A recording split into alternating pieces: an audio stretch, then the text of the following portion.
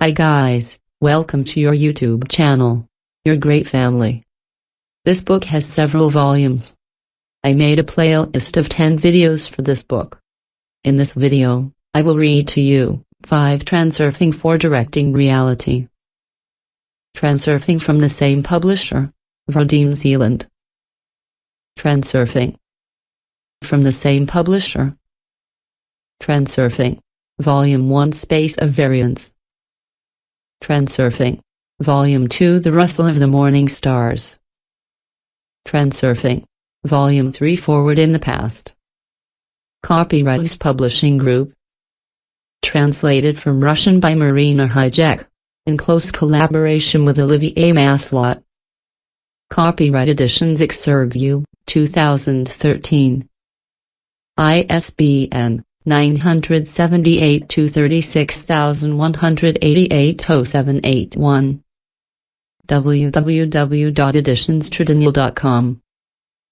info@guiderdaniel.fr. VADIM Zealand. Transurfing Quantum Model of Achievement Individual. 4. Lead Reality. Editions Xergu. 27, Rue des Grands Augustins. 75,006 Paris. Summary. Preface 7. Dances with the Shadows 11 The main source of intention 11 The law of bad luck 14 Everything will be done to get on your nerves 19 The rule of the pendulum 26 Stabilization of the structure 37 The indigo strangers 46 Holders of energy 51 Declaration of intent 57 The dream of the gods 68 Two aspects of reality 68 The dream in a waking state 74 Children of God 82 Theater dreams 86 Glossary 97 Importance. 97 Wave of success 97 Choice 98 The unity of soul and spirit 98 Leaders riddle of the observer 98 Signs 98 Excessive potential 99 Induced transition 99 Importance coordination 100 Coordination of intention 100 Lifeline 101 Material realization 101 Pendulum 101 Intent 102 Dependency relationships 103 Polarization 103 Spofs variance 104 Balancing forces 104 The sector of the space of variance 105 Snapshot 105 The layer of the world 106 The stream of variance 106 Transurfing 107 Frailing 107 Go Amst Gates 107 Preface. I just met VADIM Zealand, 3.5 years after I met Anya Sikovic and started translating Transurfing. We met during a symposium in Biarritz. VADIM is not a public figure and never appears in such events. He made an exception not to show himself, but to watch, listen and feel the world, as he shares in his post-symposium article. In fact, I met the VADIM 2012 inches. The one who has just written his 11th book which deals with the technogenetic system, metabalance, or even matrix, which governs us more and more, with as only rule the profit to any price. When people find themselves in a common informative field, created by different means of mass communication, they find themselves under the authority of the system. It is no longer a man who directs the system but he, the system, who entirely controls man and submits him to him. The new reality is no longer the same as before and the rules for survival within this reality are no longer the same. We woke up in another reality. VADIM Zealand lives what he writes. I have the feeling that I have never met anyone in my life who has adopted to this point the posture of the observer. I would even say the meta-observer who, it seems to me, holds a lot of information about the intelligence of creation and its laws, both physical and metaphysical. As one observer of the symposium wrote, VADIM Zealand is helping humanity to wake up. He is a guardian of humanity who seems connected with other universes. He carries out his work in the shadows by making it accessible through his books, hence his very rare appearances in public. VADIM gives the impression of being both in his world and very present, analytical, factual, thoughtful. He is a researcher, It seems constantly in a global reflection which can give the impression that it is there without being there. The precision of details and references makes the analysis sharp and relevant as a whole. That's probably why he's a genius. The fact is that Vadim's message has the merit, once again, of piecing together a puzzle, to establish the links between all that we hear on the right and on the left and to offer them to our understanding. I affirm this with all the more conviction, after having been able to measure the accuracy and precision of his answers during the 2 workshops he led during the symposium.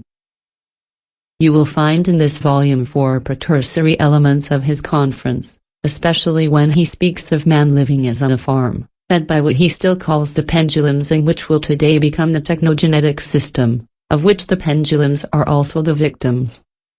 On this subject, I specify that Vadim refutes the thesis of global conspiracies instigated by a handful of people, global governance and other groups of influence. For him, these people are also puppets of the technogenetic system. They are intelligent people who are probably aware of the wall the planet is heading towards, but who have no power over the system and will probably even be its first victims. You will find in Volume 5, currently being translated, an essential element developed in the Saturday morning workshop, in which Vadim describes as the main tool of transurfing, the shot of the goal, the visualization of the goal played in the background on the screen of our mind. We are a television set, a biological receiver connected to programs transmitted from the space of variance.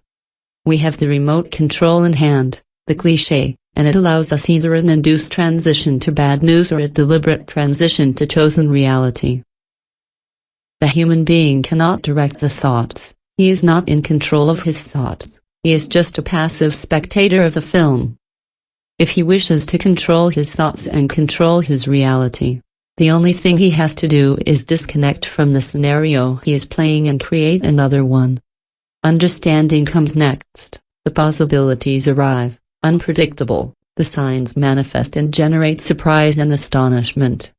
Reality transforms itself in accordance with a new projected film. Persistence in projecting the goal cliché creates the connection. It is an aspiration towards this new reality. So how come only 5% of people use it and 95% sleep? Several reasons according to Vadim. 1. Ignorance. For the majority of them, there is the feeling, the belief that it is unreal, impossible, unachievable. As receivers, they passively watch the film, reality around them. 2. The inertia of the material. The person knows, she has tried, has put the intention into it, but the result is not, yet, there. She then thinks it makes no sense. Material reality has inertia, unlike dreams. Change is therefore slower, hence the need to persevere in playing the cliché on the mind's window. 3. Non-perseverance. The film is not shown continuously enough, too fragmented, the goal remains a dream. Today we are in the world of crisis, competition. By directing, managing the course of our thoughts, we manage the course of our life. All this works. I can help going back to what a few people told me after his lecture. We already knew what Vadim said. Yes, the elements provided on health, food, radiation or the media are already present on the net or in magazines dedicated to well-being and, at the same time, the globalization made by Vadim integrates them into a meta-understanding of our world. The real question that deserves to be asked is, what concrete actions do we take every day in our lives to avoid this? This question, we can all ask ourselves. Until internal intention, action as I call it in neuroquantis, is set in motion, let's not wait to see some change in our reality, much less in our world, on our planet. I get the same age-old response every time I say I choose to cut television from my life more than 15 years ago. I hardly ever watch it anyway. So why continue to pay for a TV connection, license? Vadim also evokes the contrast among these city dwellers who go on a picnic to the countryside and hasten to tune their radio to a commercial station pouring out an overflow of useless and secondary information. So let's ask ourselves this question again. From now on, what am I doing differently to get into intention action? To pose the choice of a reality different from that imposed on us by the technogenetic system? For my part, I note that, since this beginning of the year, my food changes, in an imperceptible way, without really having decided it.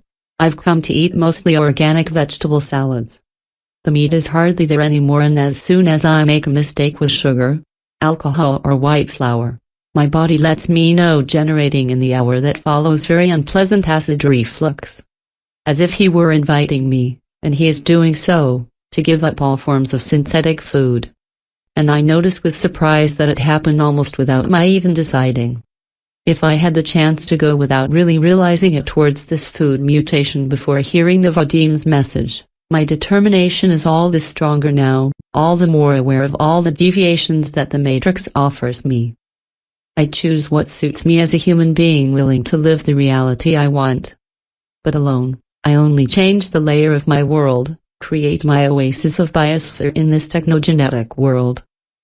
And you, all of us, in our globality of people aware of the transurfing model, or quite simply of the right of our children to live on a sustainable planet, what choice do we make now? To be part of the 5% of people capable of consciously applying the principles of creating life?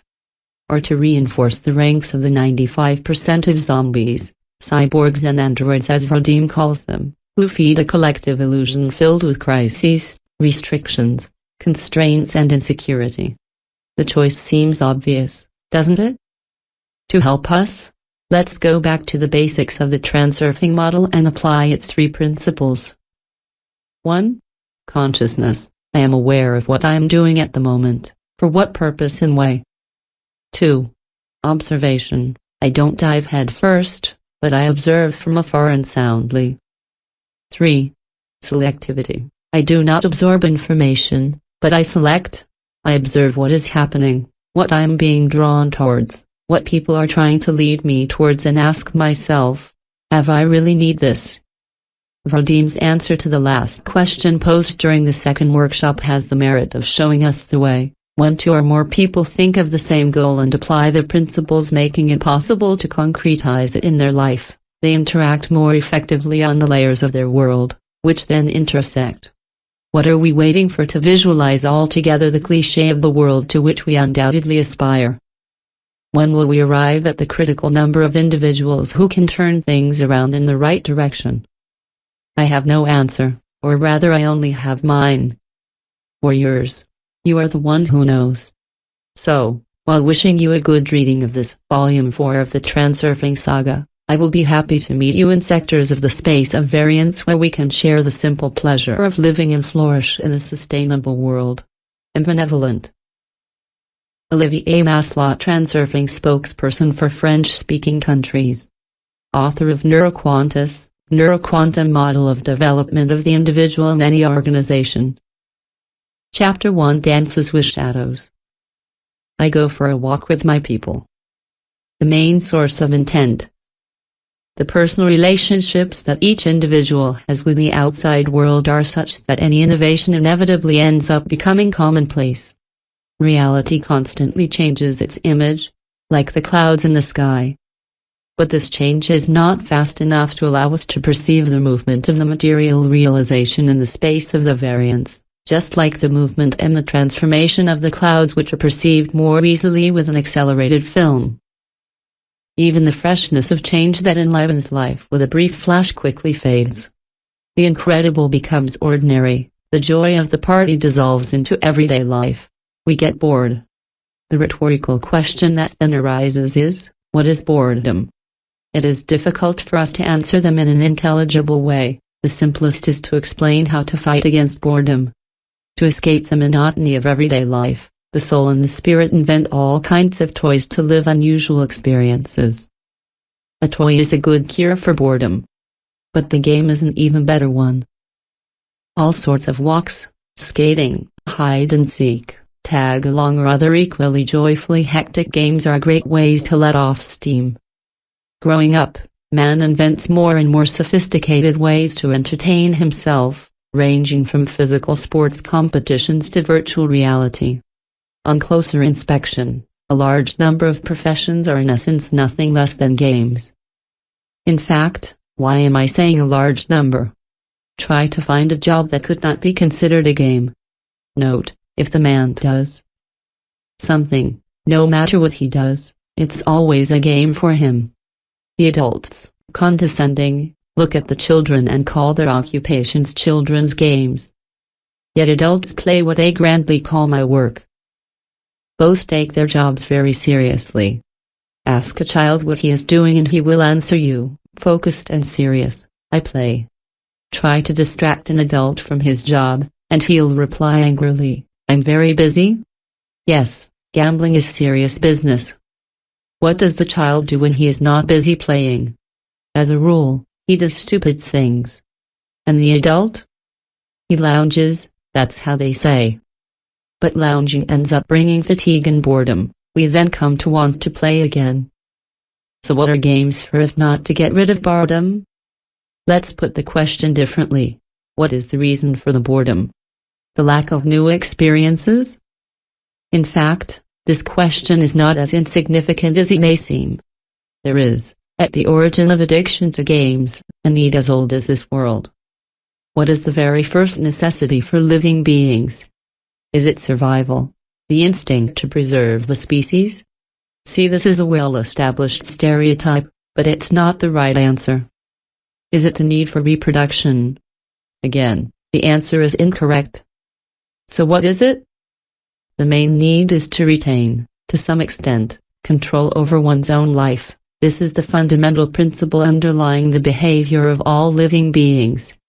Everything else, including the instinct for preservation and continuity of the species, are just derivatives of this principle. In other words, the purpose and meaning of the life of every living being is to control its reality. But this is not possible when the outside world exists independently of you and behaves in a totally uncontrollable way, even, at times, hostile.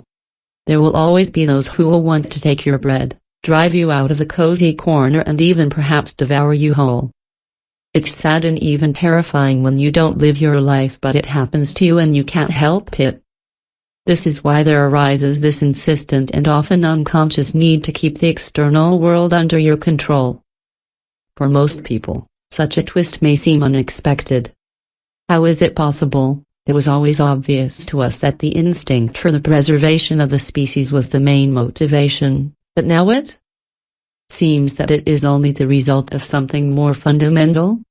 Yet this only seems bizarre at first glance. On closer inspection, it is clear that whatever a living being does, including survival and reproduction, each of its actions boils down to an attempt to bring the reality around it under control. This is the prime mover and primary source of all intent, which underlies the activity of all beings. In contrast, idleness is the absence of control. Consequently, boredom as such does not exist. What exists is the permanent and insatiable thirst to control reality.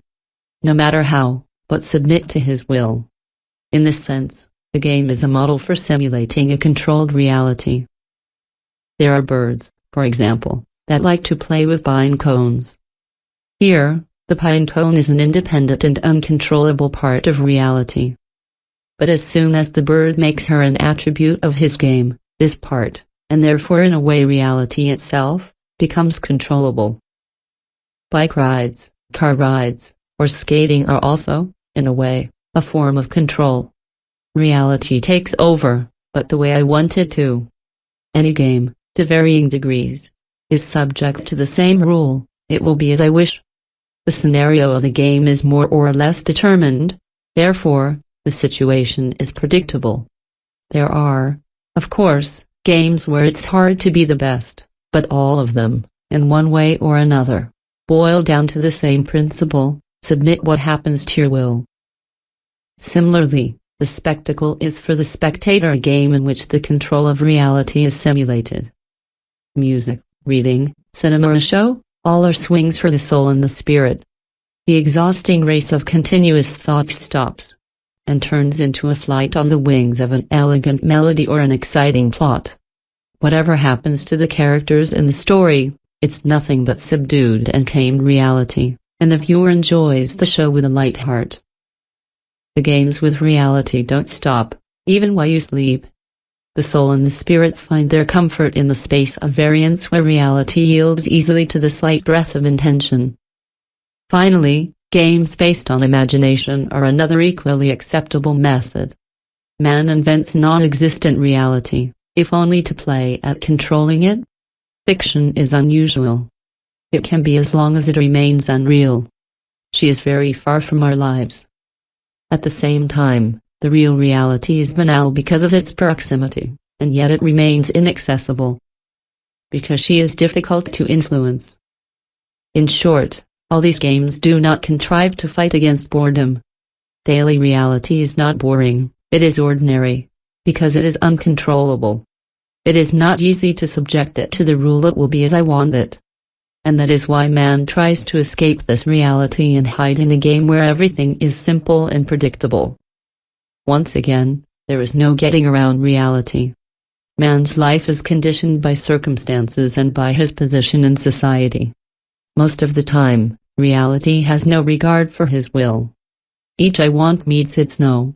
In response to "give me," we hear "you won't get it." What can be done in such circumstances? As a rule, the behavior of the man is unambiguous. To get what he wants, he tries to influence the outside world directly, according to the principle "give me." Direct impact through direct contact is one of the forms of control. But this is neither the only nor the most effective means. We are going to do it differently. We are going to hide our hands behind our backs and make the world itself come to satisfy our desires. The following shows you how to do it. Transurfing is a reality check technique with no direct impact. On the other hand, it is not a game of pretending, but real control. The law of bad luck. To learn to control reality, it is necessary, at a minimum, to understand the mechanism of its formation. Each person most directly creates the layer of their world. But, most of the time, people don't understand how it happens. The man strives to ensure that everything is as I want. He tries to apply to the world his simplistic principle: where I turn, I will go, where I put pressure, it will bend. But for some reason the world does not wish to obey. Moreover, when we turn in one direction, we are completely pulled back in another. All this requires reflection. If reality behaves in such an inappropriate way, we must seek another approach. Is it possible that reality follows other laws? But most people do not want to stop to look around them. They stubbornly continue to put their habits back on the job. Such work leads to a layer of the world where everything is not as I wanted. On the contrary, many things happen precisely in the way that I don't want them to happen. This is indeed a bizarre, capricious and inflexible reality. Often, we have the impression of a world that does everything to annoy us. It's as if trouble seems to be pushed towards us by some inconceivable force. Fears come true, the worst expectations are justified. We are constantly pursued by what is unsympathetic to us and by what we try to avoid. Why is this so? In the initial stage of transurfing, we have already seen why it turns out that you get what you don't want, especially if you put up a frantic reluctance. You hate or fear something with all your heart, and so the external intention is going to provide you with all of that in abundance. Thought energy generated by the unity of soul and spirit materializes potential possibility into reality. In other words, the sector of variant space which corresponds to the parameters of mental radiation materializes if the feelings of the soul become one with the thoughts of the mind. But that's not the only cause of these worst expectations coming true. In fact, trouble-free living is the norm. All is well and proper if one moves with the current of variations without upsetting the balance. Nature does not like to waste energy and is not here to plot against humans. Undesirable circumstances and events occur because the excessive potentials induce distortions in the energetic atmosphere around us, and the relationships of dependency further aggravate the situation. Excessive potentials arise when too much importance is attributed to certain qualities, while dependent relationships between people are created when they begin to compare themselves to each other, to put themselves in opposition and to each other. Impose conditions such as, if you do this, I will do that. Excessive potential can be harmless if the amplified evaluation exists in relation to nothing, by itself. But as soon as the artificially high estimate of an object places itself in a hierarchical relation to another object, then a polarization is created which generates a wind of balancing forces. The balancing forces then seek to eliminate the polarization that arises, and their action is directed, most often, against the one who created it. Here are examples of unrelated potentials: I love you, I love myself, I hate you, I hate myself, I am a good person, you are a bad person. Such estimates are self-sufficient, since they are neither based on comparison nor on opposition. And here are the examples of potentials based on relations of dependence: I love you on condition that you love me, I love myself because I am above all of you. You are a bad person because I am better than you, I am a good person because you are a bad person, I don't like myself because I am worse than the others, I hate you because you're not like me. The difference between the first and the second group of evaluations is huge. Comparison-based estimates generate bias. Balancing forces eliminate this heterogeneity by the collision of opposites, in the same way that the opposite poles of two magnets attract each other. That's why trouble creeps into your life so stubbornly, as if that's their only goal. For example, in the case of couples, we see the union of two personalities that seem quite incompatible, as if it were a mutual punishment. Ditto in teams at work. There will always be at least one person who will make your life difficult in one way or another. Murphy's Law, or, in other words, the law of maximum annoyances, is of the same nature. And when it happens to bad neighbors, they altogether become the sine qua non of any cohabitation. The example of malicious neighbors clearly demonstrates the effect of polarization.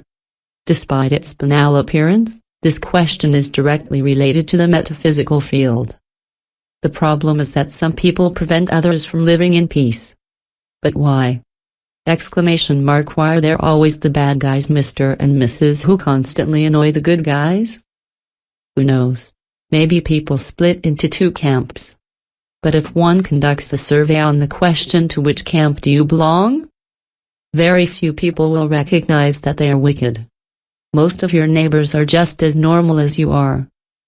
The trend is created by the wind of balancing forces blowing in the direction of your antipathy. The direction of the wind is determined by such a sneaky principle: whatever you don't like will go with you. Someone might object, but what diabolical balancing forces are you talking about? They are simply unscrupulous people, that's all, and there is nothing to philosophize about on this point. But I will prove to you that this is not a futile philosophy. Let's admit, your neighbors annoy you. And you? Do you annoy them? Probably not. And why? But because they are like this and like that, or bad, and we are not like that, you will answer. However, there are no simply bad or good people. All judgment is relative because it arises from comparison and opposition. So why don't you annoy your neighbors? My answer will surprise you. You don't annoy your neighbors because they don't care about you. Exactly, you will say to me, that is why they were bad, it is because they have no scruples. With such an attitude, you trigger the polarization, like an electromagnet that will again get you into more and more trouble from them. And they really don't care, because you're of no interest to them. It does not occur to them to compare themselves to you, that is, to enter into a relationship of dependence with you. In that sense, they laugh at you, they don't care about your existence and don't include you in the layer of their world, so they don't suffer. Neighbors don't have a bias towards you as long as they're busy with their own business and don't pay too much attention to you. But as soon as they start attributing importance to your existence as a neighbor and comparing themselves to you, they will immediately find that you are not like them. And if that fact upsets them or strikes a chord with them, You yourself will start to annoy them. From a good neighbor you will turn into a bad one. Then, even more amazing things will happen. You will cause them trouble without ever being aware that you are preventing someone from living. You will annoy your neighbors without realizing it. Just as it does not occur to them today, the idea that they can harm you. For example, noises of all kinds are the #1 cause of trouble in a cohabitation. And the less you like them, the more actively they will pursue you. And this, despite the fact that silence and calm are an optimal living context, not only for you, but for your neighbors as well. With calm, less energy is consumed. Disturbing public order is an anomaly that is never without a cause. So where does the energy come from? The noise coming from the neighbors unbalances you and you begin nicely, or badly, by hating them. Your irritation is a source of energy. Relationships of dependency are created and produce polarization. Violent feelings like, "I hate these rowdy neighbors," create a powerful magnet that will attract more and more other irritants to you. New inhabitants tending to live with a certain animation will move in right next to your home and the old neighbors will acquire a new hi-fi device, as if their only goal was to make your life impossible. Moreover, you must take into account that your neighbors' neighbors, too, are contributing, and if the overall resentment towards all these disturbers increases, the effect only increases. Of course, good neighborliness is not just about noise. It all depends on what in you is going to cause the aversion. They can, for example, overwhelm you with their trash, suffocate you with bad smells, spray paint the walls in the hall and so on. Safe as forget that antipathy for neighbors, as a type of humans in general, can cause other, even more serious consequences. Flooding, even fire. The similar feature in all of these situations is a sort of bad luck law at work. An object or characteristic that is given special importance attracts objects with opposite qualities. And the importance, as we know, increases with the contrast of the comparison. If there is a pole, there must be another. Polarization creates a magnet to attract trouble. He attracts everything that causes antipathy. Whatever annoys you pursues you. Everything that is really undesirable happens to you. Nothing mysterious about it. It's natural. Polarization distorts the energy field and generates bursts of balancing forces. The result is that reality is not reflected correctly, as in a distorting mirror. The man does not understand that this anomaly is the consequence of an imbalance and works to haggle with the outside world instead of eliminating polarization.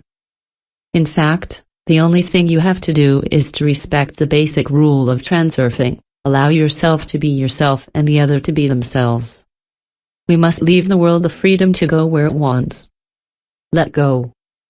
The more you insist on your desires and your demands, the stronger the magnet that attracts you to the opposite. This is literally what happens. You hold the world by the throat, as it resists you, trying to escape. There is no point in pushing and insisting. The situation will only get worse. Instead, it is more reasonable to deliberately change your attitude towards the situation according to the transurfing rule. For example, try, at least for a while, to let your neighbors down. Stop judging them, just pretend they don't exist. Say to yourself, but let them go and get a kick out of it somewhere else. Just kick them out of your world layer. As soon as you manage to detach from them this sucker which is your attitude, the polarization will disappear, and gradually, the neighbors will cease to annoy you. In addition, if you manage to completely break the dependency relationships, then something inconceivable can happen. These naughty people will become your best friends. Everything will be done to anger you. Overall, the fact that Murphy's Law exists is pretty weird as it is, isn't it? Why is the world sometimes so mean to us? Or is it just assumptions and prejudices? Not really, this trend does exist and we can't do anything about it. Fortunately, the transurfing model not only helps us discover the cause of this trend, but also tells us how to escape from it. The transurfing rule works flawlessly. freeing the user from many problems that may arise out of nowhere. All you have to do is let go and stop holding the world by the throat, so that the latter immediately becomes friendly and docile. But if you don't let it go, you will drag it around like a magnet that attracts everything that is against you. However, the law of bad luck is not alone in the running. As soon as the opposites meet, their opposition tends to worsen still more. The famous law of unity and the struggle of opposites, the essence of which is found in the title, have already become a school notion. The Volga flows into the Caspian Sea, and the Mississippi into the Gulf of Mexico. But all is not so simple. Let us ask ourselves the question, but in fact, why does this law exist? We have already found the cause of the ubiquitous unity of opposites. By pushing them towards each other, the balancing forces restore balance. But then, why do the opposites find themselves in a state of perpetual struggle? It seems to be another way of doing things. After confronting each other, they turn off each other, then calm down. But no, the opposites will bother each other until they come to blows. And if we don't pull the quarrelsome back, it goes on permanently. Let's not look far for examples. You yourself can confirm that the world gets on your nerves quite often. Of course, each in their own way and at their own level. But in general, such is the principle: if there is, at any time, something which has the capacity to throw you off balance, then it happens as if to upset you. This is what happens. If you are disturbed, anxious or depressed by anything, your nerves are strained, at least in part. And there, as something related, then appears a kind of clown who starts frolicking and barking to pull the strings on your nerves even more. You get angry and the clown jumps even more furiously. There are many ways to increase irritation. Let's say you're in a hurry and afraid of being late. The clown immediately claps his hands and, rubbing them together, exclaims, "Well, let's go." From this moment on, everything is against you. People stop you from moving forward, walk in front of you quietly, and you can't get past them at all. You have to go through the door, but in front of it literally a line of sloths forms, barely moving their feet. On the road, it's the same thing. It's like everyone is plotting against you. Of course, you can kind of blame your own perception. When you're in a rush, everything around seems to be running in slow motion. But real signs are still present. The elevator, yes, the car breaks down, the bus is late, the traffic jam pops up on the road. All the same, it's a question of a certain malevolent objectivity. Other examples can also be cited. If you're anxious and tense, people around you are going to do exactly what's pissing you off and, moreover, just when you want to be left alone.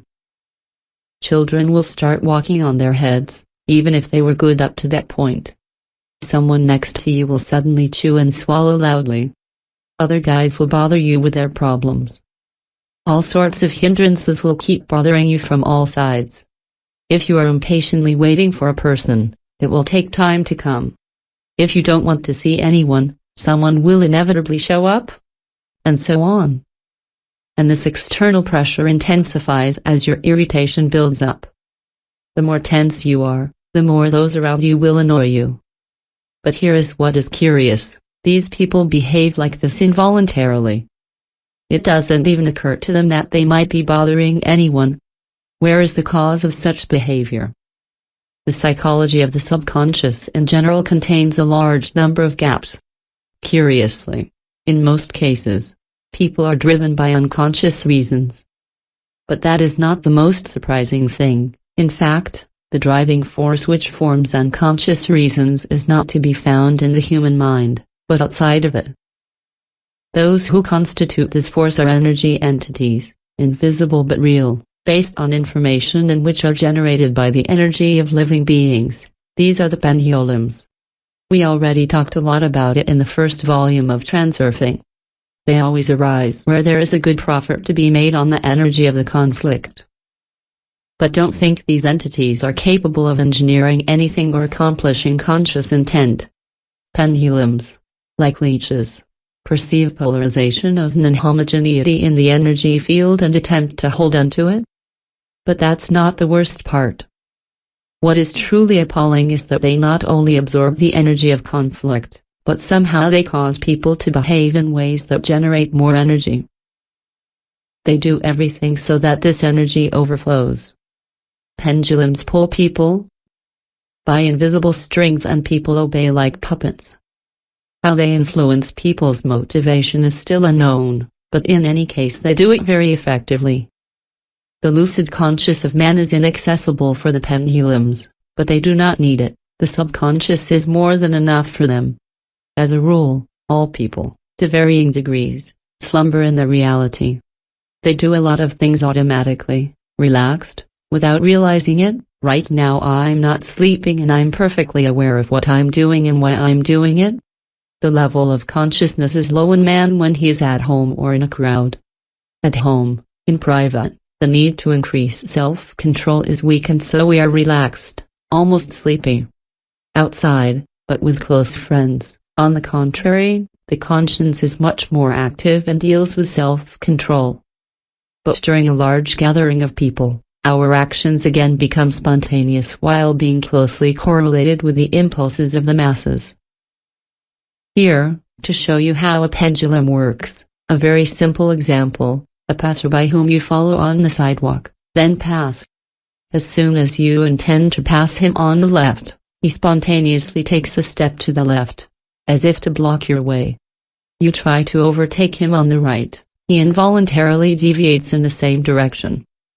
What drives this passerby to change direction, since not only does he not see you, but he doesn't really care that you want to pass him? Perhaps he instinctively feels the approach of the rival behind his back and does not want to let him pass? We can assume so, but yet, this is not what is happening. In the animal world, if we talk about instinct, rivalry always arises when opponents face each other. The pendulum, this is what pushes the passerby to move aside. The person walks without really thinking about the location of his steps to follow a straight line. In this sense she sleeps, and the line of her steps deviates from time to time, either to one side or to the other. The motivation, that is to say the choice of direction, is in the subconscious which, at this very moment, is uncontrollable and therefore potentially open to the influence of the pendulum. And here you are approaching and making an attempt to pass this passerby. It is, in essence, a conflict, even if it remains minor. To increase the energy of the conflict, the pendulum pushes the passerby to step aside to prevent you from passing, which aggravates the situation. At the same time, the pendulum does not act intentionally since it has no conscious intention.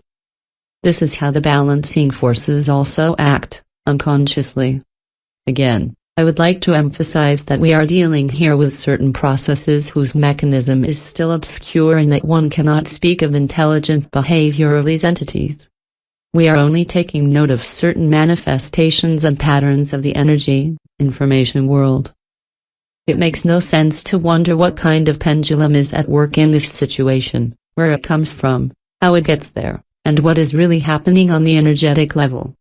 Anyway, we won't be able to understand everything.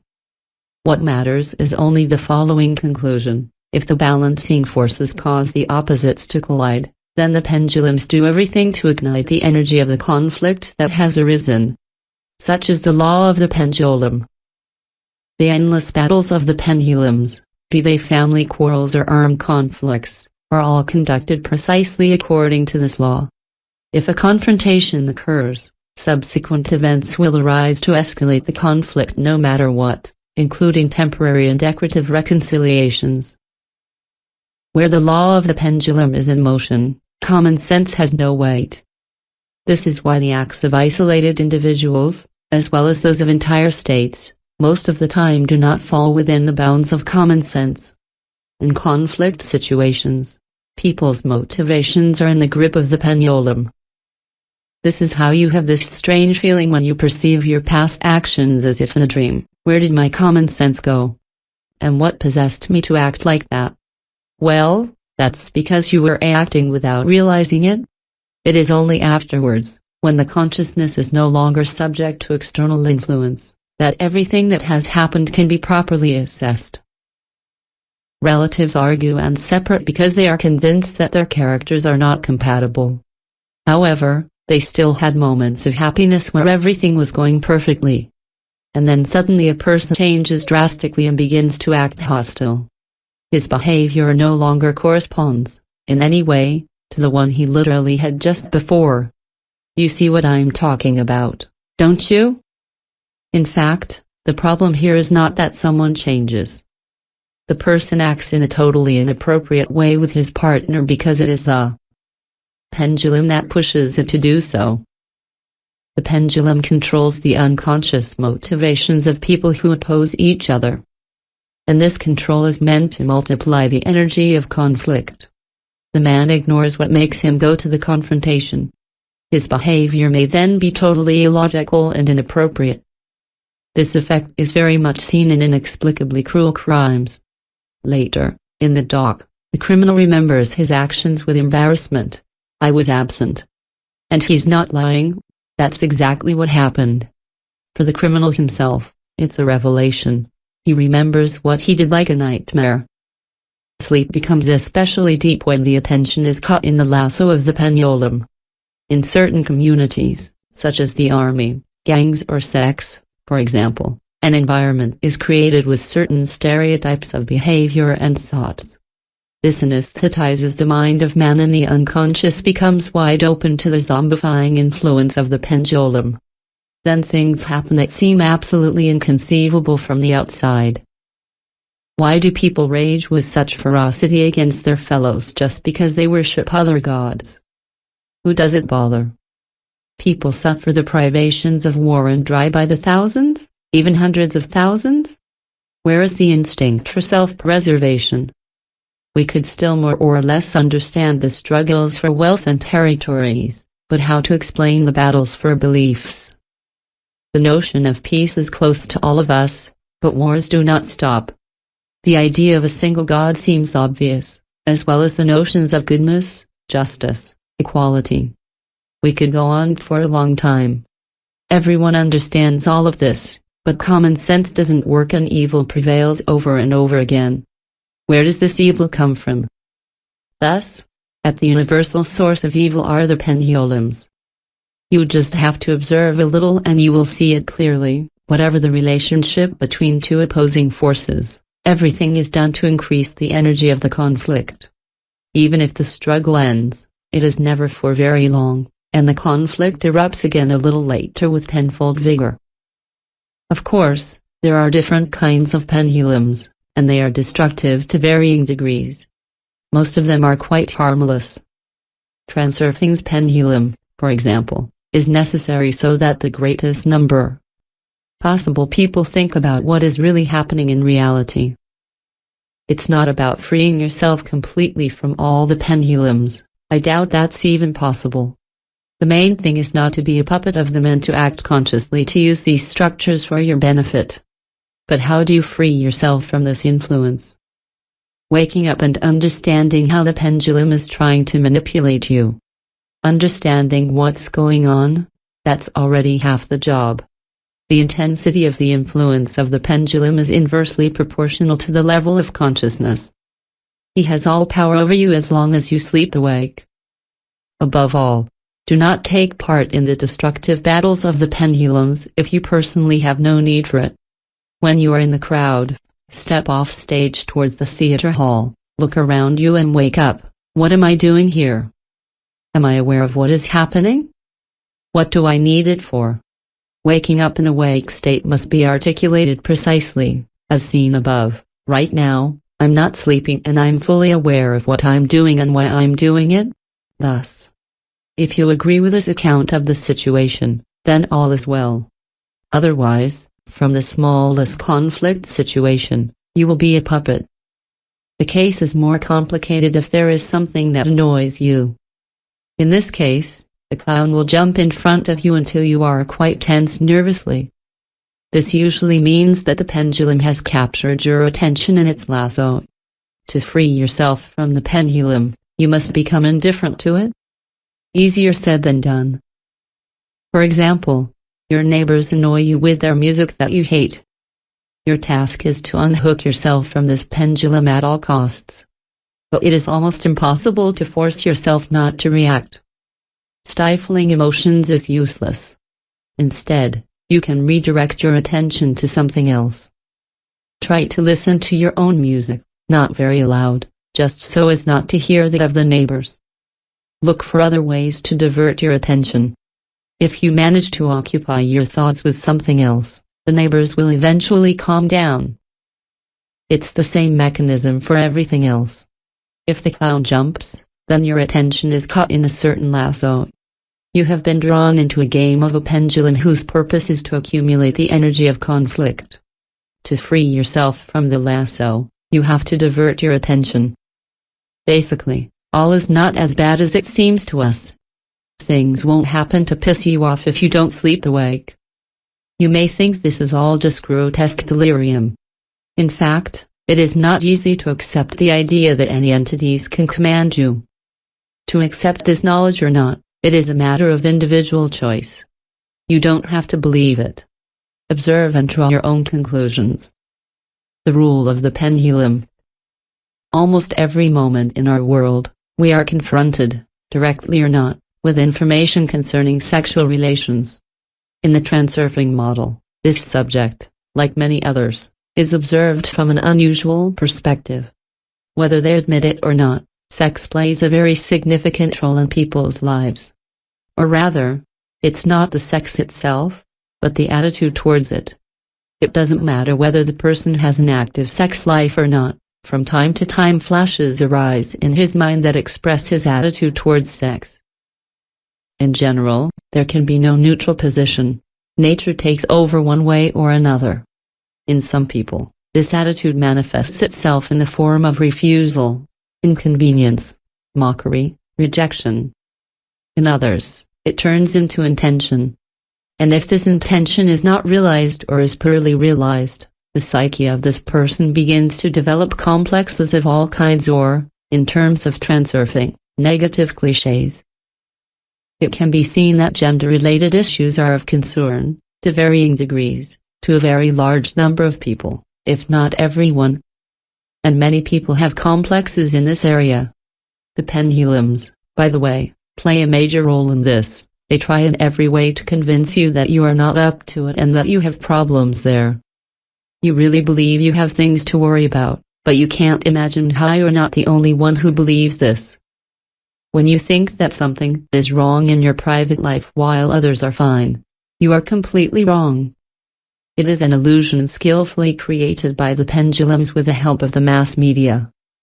Haven't you noticed that wherever the subject of sex is brought up, you are shown people who seem to be doing wonderfully well? Well, if you take a fully packed stadium and remove from that crowd all those who something is wrong with, those who will remain will not be more numerous than the fingers of the hand. Try to imagine yourself in the middle of a huge, well-filled stadium that suddenly empties, with you looking around in search of those who remain, the normals. These are the actual proportions. Even if your buddies who brag about their achievements are not exaggerating, rest assured, they too have problems that they carefully hide, not only from others, but also from themselves. We are going to leave Freud quietly where he is. He could hardly imagine the dimensions that sex mania has taken in our time. I just suggest you ask yourself the question, why are there so many problems around such a simple function and regulated to perfection by nature? The answer to this question lies on a totally unexpected level, which relates to a phenomenon called flash mob. If you don't know what it is, I'll explain. Imagine a busy street or square on a sunny day. Everything is as usual. And suddenly, for no apparent reason, a few tens or hundreds of people take their umbrellas, open them and act like it's raining. Normal passers-by find themselves speechless and rain people take a total walk. Such a grandiose prank is very simple to organize. A group of people, even strangers, agree among themselves through the internet that at a given time, at a specific place and at a specially established signal, they will together perform a collective, precise and absurd action. What happens during such an action? As you know, as soon as a group of people begin to direct their thoughts in the same direction, a pendulum is formed. The flash group thinks, "Look at us, we carry umbrellas." The rest of the passers-by, their mouths hanging open, are quite perplexed. What's happening to them? The homogeneous emission of the thoughts of this group of people then creates a resonance whose energy is absorbed by the pendulum. The flash pendulum is the one with the shortest duration of all. It burst and died out, harming no one. This innocuous example shows us how the destroying pendulums of a longer life appear and act. What does it take to cause people to radiate energy in the same direction? You have to define a pattern of behavior and thought, that is, set a rule. Certainly, the rules are dictated not by pendulums, but by people. The pendulums are unable to materialize a conscious intention, they arise spontaneously. But what generates them is the rule created by people. The pendulum rule is the worst and most harmful of all that mankind has invented. And here it is summarized. Do like me. Any patterns of behavior and thought, in general, come down to following a rule of a pendulum. Look around you and you will notice that this rule works almost all the time. Of course, it is not always harmful. For example, an ola, a wave of fans in a stadium, generates a flash pendulum which feeds on the energy of the resonance, and no one suffers. In the concert hall, the pendulum merely absorbs the energy of the spectators with all its might. Here too there is no damage, but notice how artists often behave. They try with all their might to unleash the audience with the help of a pendulum ruler, higher. Hands up. And now all together. The spectators obediently obey, and this energy, rather tenuous for a single person, develops into a resonance which generates an invisible monster suspended above the room. If the pendulum did not absorb this energy, the artist would literally be flying through the air. But the artist receives only miserable crumbs, everything else is torn off by the pendulum. The monster lives as long as people apply its rule. Do like me. So what? Since nothing serious is happening? It's a fact, flash pendulums are harmless. And what does that have to do with sex? You will be surprised. We started this topic on sex, but branched off to flash mob. What do the two of them have in common? You may have thought it had to do with energy. Indeed, a flash pendulum is created during intercourse and absorbs the energy of resonance. Since ancient times, people have suspected, or perhaps even been aware of, the presence of a certain entity that overlooks the scene of action. This entity, which is called the flash pendulum within the transurfing model, is associated in different peoples with images and symbols charged with emotions. For example, the devil is having fun? Not to mention some occult practitioners who are firmly convinced that during sex energy is produced which attracts representatives of the etheric world, who in turn assemble and organize their demonic orgy. Whatever people say, all this should not disturb you, because the flash pendulum can't hurt you. It's just there to feed on the energy you've already spent, that's all. But the root of the problem is not there. The essential element that associates sex in its current form in the pendulum is the rule of the pendulum. Do like me. With the development of digital mass media technology, the ruler of the pendulum has entered unchallenged reign. At every moment, a human psyche undergoes a process, invisible, but very effective, which introduces patterns of behavior and thought. I hesitate to use the word zombification here, but everything goes in this direction. The contemporary information and show business industry is based on one principle. Look at what those who have succeeded are doing and follow their example, do as they do. All they're trying to get us to see. It's a benchmark of what success is. You yourself understand this very well, but you probably have no idea of the gigantic impact of this propaganda, sometimes explicit, but most often operating discreetly, in small steps. This is especially true for anything related to sex. In this case, the stereotypes of how it should happen are firmly established. All sorts of printouts and videos on this subject show relationships that, from what we are supposed to understand, meet common standards. But do not think that this is any conspiracy or voluntary propaganda. In reality, no one has set a goal to introduce any model. Everything happened by itself, because the man always has doubts in his mind. Am I doing this right? He always needs to compare because success is relative. This is why, when a person witnesses someone's success, they are naturally convinced to take it as a reference. Sexual relations, and especially sex in itself, always take place in intimacy, in a closed circle. So this need to be reassured that we're doing it well increases. And if you don't have, or never had, a partner, you start feverishly looking for a reference. And, of course, the media respond to this human need by offering us a fine range of standard references of all kinds. Thus are formed common stereotypes, how to do it, what look to have, etc. For example, he's a cool guy, and she's a hot bitch. Look at them and do like them. And if you don't meet those standards, then you have a problem. It is difficult to imagine all the destructive immensity of this rule. You surely think that I exaggerate with the importance of the problem when I assert that the rule of the pendulum is the worst and the most harmful of all those invented by man. No way. I speak with some reserve. The number of separated couples is enormous. The number of families who have failed to build their happiness is probably even greater. The root cause of disagreement, ultimately, is sexual dissatisfaction. Everything else. These are either the consequences of this dissatisfaction, or the excuses of people who dare not admit the real reason. Dissatisfaction arises as a result of both obeying the pendulum rule. They know that according to the standards, it is necessary to do like this and like that. The pendulum rule reads, do as I do. Which means change yourself, betray yourself. And the person tries to adjust to the established standards, as a result of which he falls into emotional discomfort and dissatisfaction. The mistake of the man who has problems with sex is that he is playing a role. Everything is simple.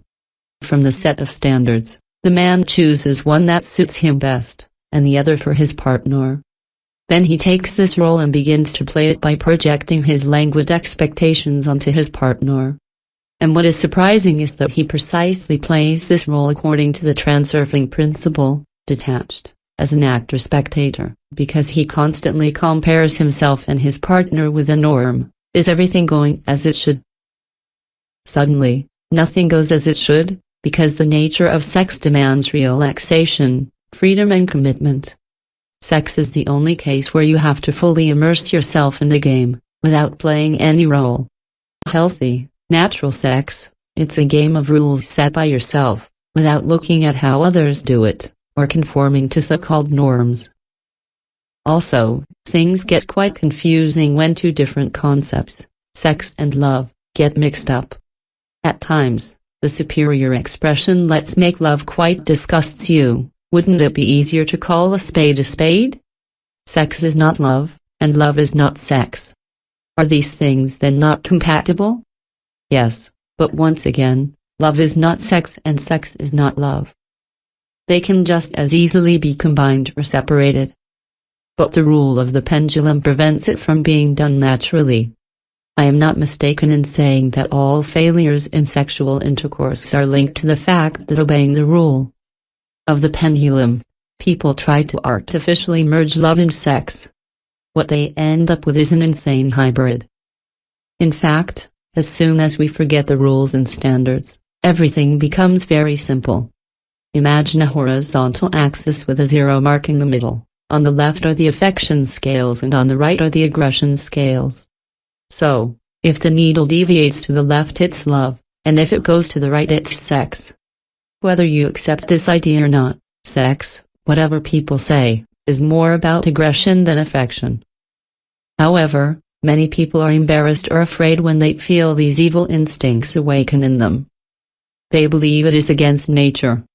In fact, the two completely normal people meet and, at first, they behave in a very ordinary way, But then a predatory twinkle lights up in their eyes and they start doing things that don't fit. Don't fit what? This is where the pendulum rule takes effect. For one thing, there are generally accepted boundaries of modesty that are embarrassing to cross. On the other hand, by staying within these limits, it is impossible to know the pleasure of sex. But we would like to have both at the same time. And so, to fit the standards, people start role-playing.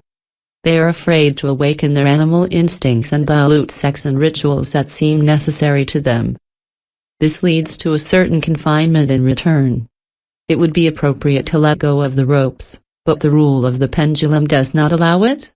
On the contrary, if the needle deviates very far on the aggression side, then a need for confirmation arises. Do you love me? So there are always two spectators playing on the stage. Like puppets, they hang on the strings of control, strings to which they have clung themselves. What are they doing? With all their might, they try to move the needle sometimes in one direction, sometimes in the other. Whereas all they would have to do is spit on the ruler of the pendulum and let go of the needle, let it wander where it pleases, thus following the feelings of the soul and not the ideas of the mind. Someone can protest and say that this is the ideal way to lower themselves to the animal level. And there again, it is the rule of the pendulum that speaks. Who determined the boundaries where the human plane ends and the animal plane begins? And the problem is not borders, but the fact that you have to make your own rules, instead of following those of others. You are a human being, and therefore you have the right to have your own standards of humanity and decency. I hope you understand that everything I write here is aimed at people who have problems with sex, especially if they love each other. All it takes to ward off trouble is to release the needle and let it go just as consciously as you hold control to play the pendulum rule. There is a category of people who experience no embarrassment in sex. In fact, many problems are solved by themselves as soon as you call a spade, as soon as you do not confuse the concepts, as soon as you are aware of what you want to achieve and, above all, as soon as you talk about it sincerely to your partner. Life immediately becomes easier when you're open. Rest assured, your partner also has secret desires in abundance. At the same time, there may be situations where one wants what the other finds unacceptable. What to do in these cases? First of all, you must always remember the first principle of frailing: give up your intention to get, replace it with the intention to give, and you will receive what you gave up. This wonderful principle works 100%, without you understanding how. Then, it will still be necessary to completely reject the pendulum rule, replacing it with the transurfing rule. This rule is, allow yourself to be yourself, and the other to be themselves. As you understand, to derive satisfaction from sexual relations, it is necessary to feel liberated, relaxed. Man cannot feel liberated if he has excessive potentials in the form of complexes, for example that of inferiority. Whatever he does to relax, the balancing forces will not allow him to. But a huge amount of tension arises not so much from potentials as from dependent relationships. The internal intention of people is directed to get and not to give. So we are used to projecting onto our partner an image that corresponds to the expectations relating to his role. It is very difficult to allow him to be himself. Dependency relationships, as you know, generate their polarization that causes the wind of balancing forces, and it is they that ultimately spoil everything. The transurfing rule immediately neutralizes the polarization created by dependency relationships. That's why, even if you can get rid of your complexes, you just have to obey the transurfing rule and, immediately, the tension will go very markedly decrease. Allowing yourself to be yourself means accepting yourself despite all your imperfections. Allowing the other to be himself means removing from him the projections of our expectations. Eventually, the situation where one wants something that the other does not accept will be settled in an inconceivable way. I repeat, all it takes is to abandon the pendulum rule, replace it with the transurfing rule, and direct your intention according to the first principle of frailing. If you do it together, you won't have any problems. As for the detailed thoughts on why it works, let's leave that for the psychologists. It works, that's all. But then, why should a pendulum have a ruler? In the case of the flash pendulums, everything is clear. They feed on the energy of resonance, and for this they need simultaneity of action. But what are all the other pendulums based on? Those of the long term, which are not particularly interested in seeing that their members all act together. Above all, the pendulum rule establishes the norms of behavior and thought, in other words, the standards of normality. The man does not realize that he is being offered an ersatz, a substitute for success. The success of others cannot serve as an example, a model to follow. True success is only achieved by those who have had the courage to break this rule and go their own way. By following in the footsteps of others, man is forever condemned to run after the setting sun. The standards of success are a mirage, but man does not know, or does not want to know, that the rule of the pendulum keeps him in a web of illusions. The illusion is sometimes softer, more comfortable and more understandable than an unknown reality. When a man is confronted with the fact that he does not correspond to the established standards, he experiences spiritual discomfort. He is consumed by the fear of not being able to succeed. He feels his inferiority and feels alone in this hostile world. What can he do? One of the solutions is rejection. The person may surround themselves with a wall of aversion to unattainable standards of achievement. But it can also continue to run after the norm. By obeying the rule of the pendulum, man tries to change himself and hunts down his soul by dragging it into the box of conditioning. This brings nothing, except a frustration that still forces him to change. Thus, when the person starts chasing after the norm, he emits an energy on the frequency of dissatisfaction and disappointment. And it cannot be otherwise. It's like the little donkey that makes circles to catch the carrot hanging in front of its muzzle. It is from this energy that the destructive pendulums feed, by offering us the standards of the success of others. For its part, the wall of aversion requires at least the same level of energy.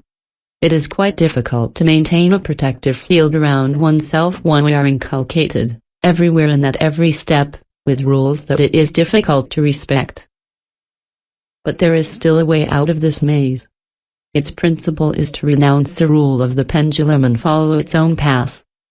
Whoever does this obtains a state of extraordinary quality which literally dazzles him, internal freedom. And such people do exist. For example, here is a letter from a reader who is close to this freedom. I'm in my 30s, but I've never had a relationship with a man. Sexologists say it's a serious anomaly. But I don't understand why. I have always thought that it is not written anywhere that it is absolutely necessary to sleep with someone before the age of 25 and that virginity is a good reason for a moral sanction. I'm attractive and I've had plenty of opportunities to have sex, but I don't want to. It's not at the physiological level. On that side, everything is fine, but simply, I haven't yet met a man with whom I would like to share my bed. And lately, I feel more and more often that it's taking over. Because everyone indulges in physical love, while I number. It's become a rule, but I don't accept it. I've never been a slave to social stereotypes, but I think that's exactly what's starting to annoy me. At times, I feel like a moral monster. However, being alone does not affect my self-esteem. In good conscience, I don't want to engage in intimate relationships until I'm really attracted to a person. Does my case represent an anomaly or a defect? I said a stone's throw away because the apprehension of not being like everyone else is still present. And, nevertheless, the internal strength and independence are there, and this is already a lot. Of course, there is no anomaly there. Simply, don't be afraid of not being like everyone else, but on the contrary, rejoice in it. Without going too far either. It is also possible that you should lower your level of requirements and let yourself go a little more. Judging by the information that falls on you from everywhere, we can believe that everyone has sex. But this is only an illusion. Not everyone leads an active life in this area, and most people don't have a partner at all. But the fear of loneliness and the fear of not being like everyone else forces us to believe in this illusion. Take for example Paris, with its spirit of freedom and ease. This city has earned the reputation of city of lonely hearts. Every day, since early in the morning, people rush to the streets and disperse to many cafes. Why do they do it, since they can have their little coffee at home? Because it's loneliness that drives them out of the house? It may seem to someone that the pendulums intend to subjugate human society by their rule. Indeed, they succeed, but it is not the pendulums that establish this rule. It is thanks to her that they exist. It is the rule that produces a pendulum. And it's after that he gets down to his dirty work. The essential thing that makes the pendulum destructive is that it leads man away from the path where he could find his true happiness. Imagine a populated street where everyone goes their own way. And, suddenly, we see people in black appearing there, forcing the others to all march in line. Some try to escape, but immediately they were suddenly thrown back. Stop. Where are you going? ! Take your place quickly. The release of the movie Matrix is no coincidence. Science fiction tends to eventually turn into reality. And this trend is accelerating. If you pay attention, the gap between fiction and reality is getting closer and closer. True, people are not in bulbs with suckers stuck to the body, but this analogy is very fine. Everyone thinks that the system ranks are the reality. But in fact, the necessity of being in these ranks is an illusion. The real reality is that you can leave these ranks and go your own way. Except that it is not so easy to become aware of it.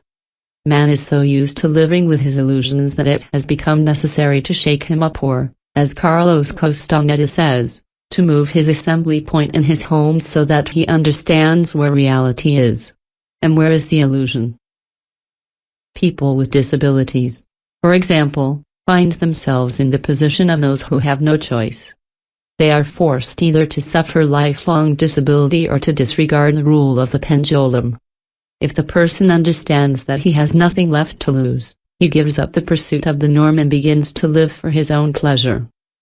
Disabled people who play basketball in their wheelchairs are immeasurably happier than teenagers who imitate the way Michael Jordan plays. The latter look less natural than the handicapped because they walk in line. And none of them will ever become a new Michael Jordan until they understand that they have to let go of rank. Those who break the pendulum rule become either the leaders or the renegades. Some make their way among the stars, others become pariahs. The difference between one and the other is that the former are convinced that they have every right to break the rule of the pendulum, while the others doubt it. The stars are born by themselves, but it is the pendulums that light them. Whoever comes out of the system creates a new standard of success. Pendulums do not support individuality. As soon as they see a new star rise, there is nothing left for them but to make it their favorite. And there, a new rule is established. The ranks change direction and begin to march behind the new star. Do you see what is happening? But to get out of the ranks, you still have to know how to do it. If you fight the people in black, you will be defeated. In the battle with the pendulums, you will never be a winner. The whole secret is to step out of line without a fight. You can just get out of it, smiling calmly and waving goodbye to people in black, and then go your own way. They will try everything to bring you back into the ranks, but they will be able to do absolutely nothing against you if you give up fighting against them. However, to understand this simple truth, you must rethink your worldview. Everything is upside down in our world. In this sense, transurfing puts everything in its place and helps to give up the rule of the pendulum. But, truth be told, many people may not like the very idea of being stuck in a matrix. Those who prefer not to wake up do not need transurfing. We get what we choose. The illusion is a choice, too, and everyone has the right to have it if that is what they prefer. I don't impose anything on anyone, and I'm not here to impose my ideas on anyone.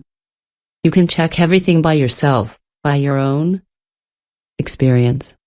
I just walk past you saying, "Hey, you know there's something called transurfing?" Oh good? In truth? Yes. Me. I'm going, and you, it's as you wish. That is all? Stabilization of the structure. In accordance with its rule, the pendulum does everything to multiply the energy of the ongoing conflict. The battles from which the pendulums draw energy are constantly taking place around us. But all these conflicts are usually formed between two or more opposing structures. There are multitudes of them: wars, revolutions, competition, and other forms of confrontation. However, alongside aggression towards its adversaries, each pendulum has another distinctive trait: the tendency to preserve and strengthen its structure, which is in fact the basis of its existence. The energy entity based on information forms and develops from the appearance of an ordered structure created by living beings. The existence of the pendulum totally depends on the level of stability of the newly formed structure. This is why he will do everything to stabilize his structure. This is the second rule of the pendulum. To illustrate this, here is a very simple example: a school of small fish. The bench behaves as an integral organism. If frightened on one side, all the fish simultaneously turn around and head in another direction. Where does this synchronicity come from? If it is assumed that each fish reacts to the movement of its neighbor, then the disturbance must be transmitted through a chain. In this case, no matter how fast the message is transmitted, there should still be a delay time. But here's the thing: there's no delay. The bench can even reach large sizes. That does not change anything. We always observe the same simultaneity. Same for the birds. If you've ever seen a large flock of small, fast-moving birds, you must have noticed that their side-to-side throws are incredibly consistent. Is it possible that another mechanism works here? Some kind of contact? Telepathic? It's actually unlikely. Take a pond without schools of fish. If you scare a small fish all alone in the water, the other one, which is a meter away from it, will remain calm. It turns out that no telepathic link can be in place. The signal is transmitted only in a bench, in a group which is in itself a primary structure. However, if it is, this signal is not even transmitted. Take, for example, a higher level structure, an anthill. Science still can't give us an intelligible answer about how the colony is governed. Because what is surprising is that there is an obvious sharing of responsibilities in the anthill, whereas there is no hierarchy. Why then do all these insects act in a coherent way, as in an organism with centralized control? Ants communicate with each other through the secretion of odorous substances, pheromones. Scent paths allow them to find pathways to home or food. But how is this information transmitted to all members of the colony at the same time? This cannot be any higher form of information exchange between ants.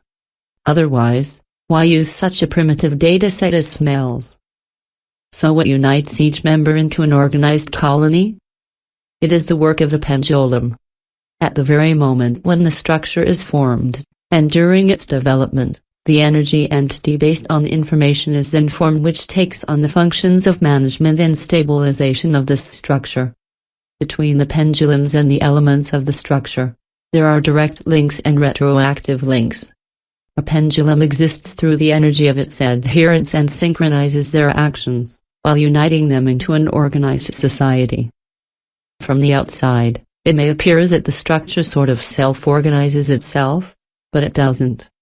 We can only speak of self-organization in relation to inanimate nature, where it is the laws of physics that act as a controlling element. For example, the molecules of a liquid, during its crystallization, arrange themselves in a lattice whose structure is determined by the shape of the molecules and by the forces of interaction.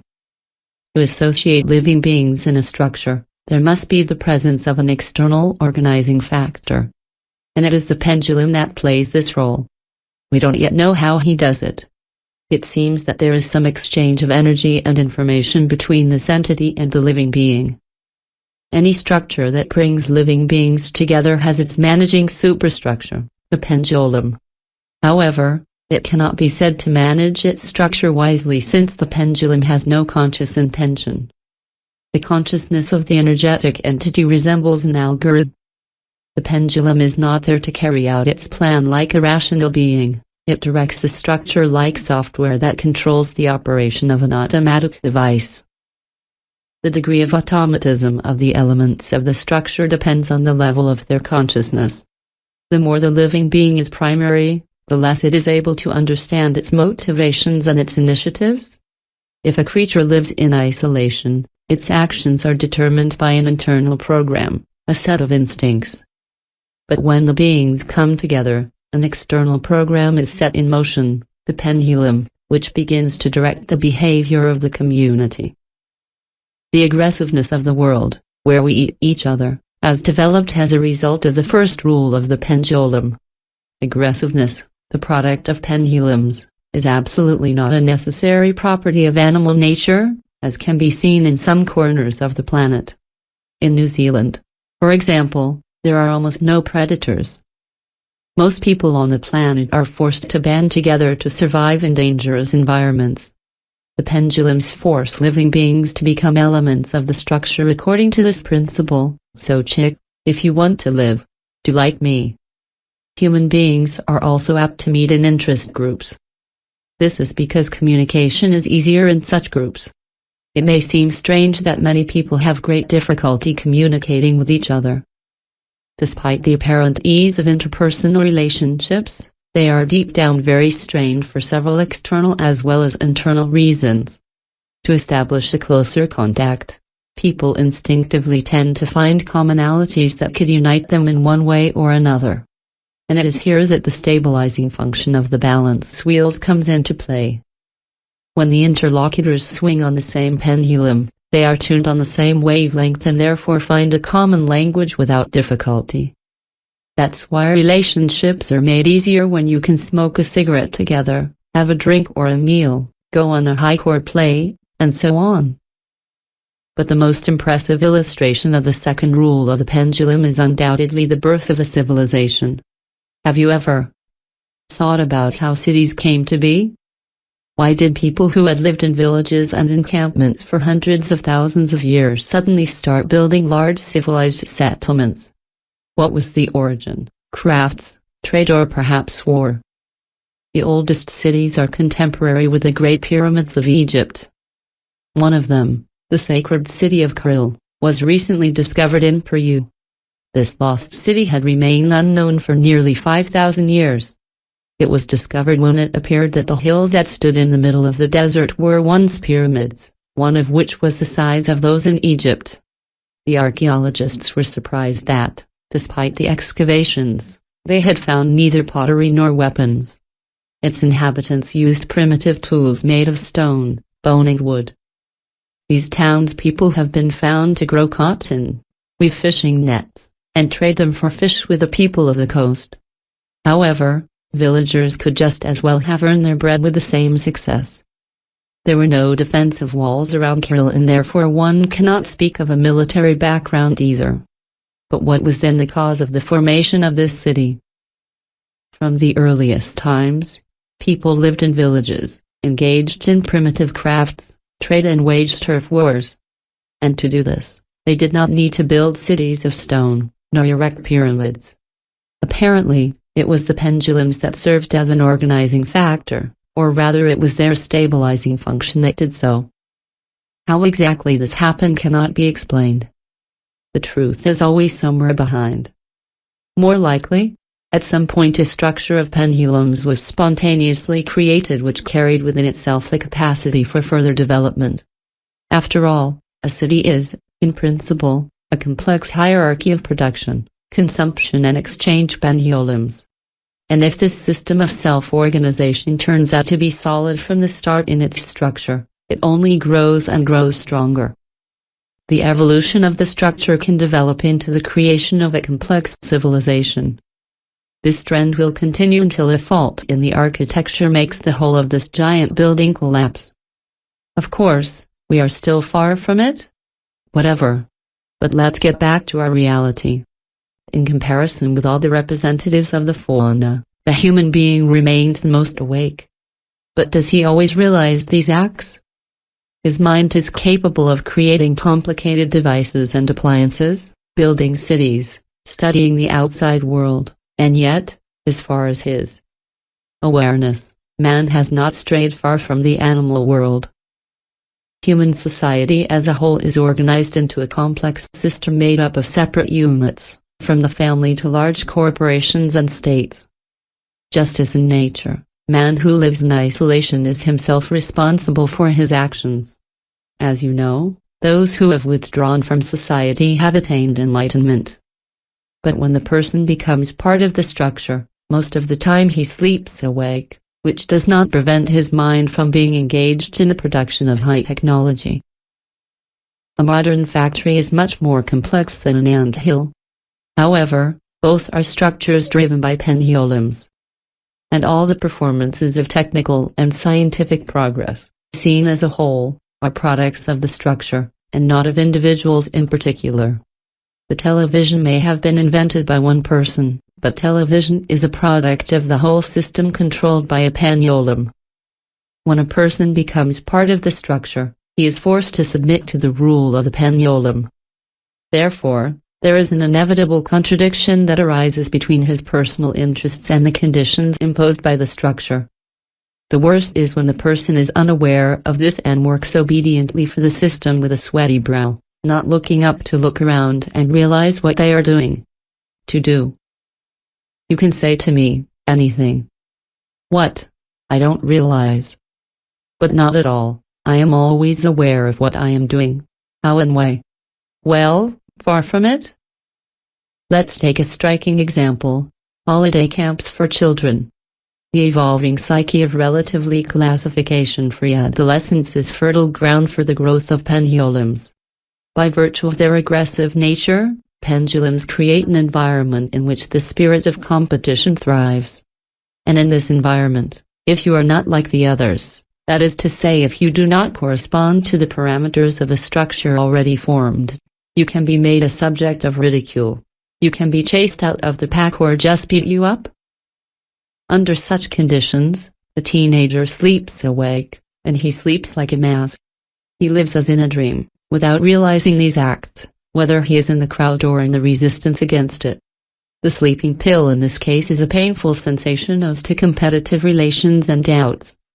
Severe that it maintains as to its own usefulness and its adequacy to the established standards. These feelings of oppression and vigilance do not leave him for a second in peace, even if outwardly the teenager seems lively and calm. We experienced the same oppression, bordering on despair, during an unconscious dream, when the person remains completely in control of what is happening to him. In an aggressive environment, life happens, as in a dream. The rapid flow of events rushes the individual forward and their whole state of consciousness is reduced to making sure they stay afloat, looking around in bewilderment and fear. If the adolescent does not have an internal focus of self-confidence, he begins instinctively, you might say unconsciously, to look for a foothold from which to strengthen his position. And this point of support is offered to him by a pendulum, not for free, but in exchange for his submission to the rules of the structure. In settings like summer camps, you can see exuberant personalities emerge that appear 100% confident and seem to be completely in their element. All this confidence, artificially inflated, is based on the support granted by a pendulum. Just imagine two such owners of a stand, one of which is so cool and the other is giant. Hey, you. Look at me. Do you like me? Do you like me? Hey, brat. Don't get stuck. You too, be too cool and giant. Nobody around realizes that these two are hanging from the hook of the pendulum like puppets. What creates the illusion is this support, although it is ephemeral. The others, having seen this alleged confidence of the two puppets, do the same thing. They obtain their point of support in exchange for the application of the rule do like me. And here they are, all as one, cool and giant. This is how structure is formed. The most important point is that the adherents of a pendulum submit to its rule in a completely unconscious way. They are under the absolute illusion that this is how it should be. By following the rule, adherents are able to do anything, but at the same time, everyone does it the same way. For example, teenagers no longer use obscenities to swear. Today it's a language. And it doesn't occur to anyone that it's vulgar. In fact, vulgarity is above all bad taste, low quality. It's the same as not washing and wearing dirty clothes. We're not doing it yet, but we'll get there without a hitch. Deal with such a rule. For example, in the court of King Louis XIV of France, washing was inappropriate, since the king himself, having a pathological aversion to hygiene, reduced it to washing hands with cognac. The courtiers, therefore, were obliged to follow his example and, to mask bad body odors, sprayed themselves abundantly with perfumes, as a result of which there reigned a nauseating stench throughout the palace. Moreover, since they were covered in lice, they had taken up an elegant habit. Ladies and gentlemen carried chopsticks to scratch themselves gracefully. As you see, the rule is able to rehabilitate any delusions. But above all, as a whole, the partisans of a rule all act in the same way, in an identical way, like a flock of sheep. For example, whoever first uttered the word cool may consider themselves a shepherd. But all the others, who repeat that one and other words in chorus like parrots, are certainly behaving like sheep. And now remember the school of small fish. Has the man progressed in his awareness? Not only teenagers are influenced by pendulums, but adults too, especially when they were in a crowd.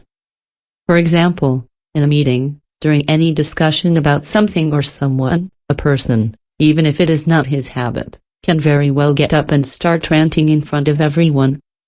Later, embarrassed, she will wonder how she could have been so misguided, only to end up convincing herself for a long time that she was finally right. A herd forces its elements to behave in certain ways, often inappropriate for them. This is how the pendulum acts on those who seek a point of support. Well, let's say a man found his support in a structure. Well, okay, what's the problem? This is, of course, a solution. On the other hand, you must take into account that if you are subject to the rules of the structure, you must forget your personality. You will be like everyone else, you will have your peace and security. But at the same time, you will lose your divine gift, the oneness of soul through which all genius is accomplished. Not to mention that the unity of soul and spirit would be irrelevant to you. The person who is totally dependent on the structure has almost no of conscience and does not hear the voice of his soul. Which means that she won't be able to find her own way and that she will work all her life for the benefit of the structure. But don't think I'm saying a person's path is outside of structures. You can retreat to the mountains and thus disassociate yourself from the world of pendulums. But if, there too, your life goes on like a waking dream, nothing will have changed for you. It's about becoming the master of your destiny, while staying within the structure. Is it possible, for example in a summer camp, to obtain self-confidence without submitting to the rule of the pendulum, or finding oneself abandoned? Easy? To do this, it is enough to simply wake up and see this game with the eyes of a spectator, without leaving the stage. And right away you'll see the pendulum favorites, the slackers and jokesters, and the rule-following adherents. The only thing not to do is judge them or, even worse, despise them for it. If, as a result of his awareness, a person begins to oppose the sleeping, then relations of dependency are created, the polarization spreads, and the awakened ends up being banished. It is very important to remember that it is not enough to give up the rule of the pendulum, it is necessary to replace it with the rule of transurfing. Allow yourself to be yourself and others, to be them same. And, at that time, you will be able to find a point of support within you. Understanding what is going on around you is already half the deal. This knowledge in itself gives you a solid and quiet self-confidence, because the lack of confidence comes from the fear of the unknown. If the person does not know the rules of the game, the outside world seems frightening and hostile to him. Then, the feelings of loneliness and depression force the person to fall asleep and submit to the rule of the pendulum. So, armed with all this knowledge, you are now able to turn your life into a lucid waking dream, which means you will have control of the situation. You can either become a shepherd or at least stop being a sheep. I have already discussed in the basics of transurfing how to strengthen your position. You must first get rid of the feeling of guilt and, to do this, you must stop justifying yourself and being accountable to those who have the audacity to judge you. Second, you must stop defending and justifying your own worth. If, at the same time, you respect the rule of transurfing, these two things will be largely sufficient to obtain a point of support in yourself, that is to say, to begin to live according to your greed. However, you should take into account that you cannot stupidly oppose the structure and try to get rid of its influence by any means. I repeat that it is not a question of freeing oneself completely from the pendulum, but rather of not being its puppet. Awakened, you will feel and understand how the structure exerts its pressure on you. Do you want to live? Trying to impose its rules on you. At that time, you can decide for yourself whether to waive these rules or follow them.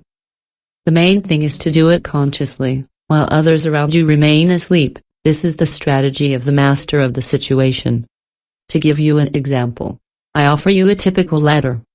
Why does it sometimes happen when you do your job well and even better, coming up with new ideas that are well received, that no one notices and someone else gets rewarded for your ideas? If it's a promotion, I'm quickly forgotten, as if I weren't on the list, and even if I am offered a higher position, the time of the administrative formalities, this position is taken by another person, or else the case ends up being cancelled. It's as if I was invisible. Why is this happening to me? It seems that the reader asking this question works in an administrative system. Any system is a pendulum. First, it is an energetic structure of information that appears as a set of ideas and principles, and then we have its material realization, the system itself. The system begins to develop autonomously and submits its members to its rules. The pendulums appoint certain adherents to key positions, not for their great merits, but for their full conformity with the system. It is naive to believe that in the ladder of the professional career, and especially in the hierarchy of power, people are placed according to their distinctive qualities and their remarkable performances. This is true up to a point, but qualities and performance are not everything. The main criterion is not that the work is good, but that it is appropriate from the point of view of the system. The pendulum cares above all about its stability. This is why you must direct your actions above all to preserve the stability of the system. If you want to move up the career ladder, you need to understand the difference between good and appropriate. It all depends with hear more. Particularly the type of team at work. The pendulums, too, are all different. In a small team, anything that involves creativity, autonomy, enthusiasm or initiative can be welcome. But if it is an administrative institution or a big company, other laws operate there, as well as another ethic, that of the company. Corporate ethics involves stricter regulation, discipline and punctuality. Taking the initiative risks being punished, autonomy is viewed with suspicion, and creativity does not play a crucial role. In such a system, it is necessary to be appropriate rather than good.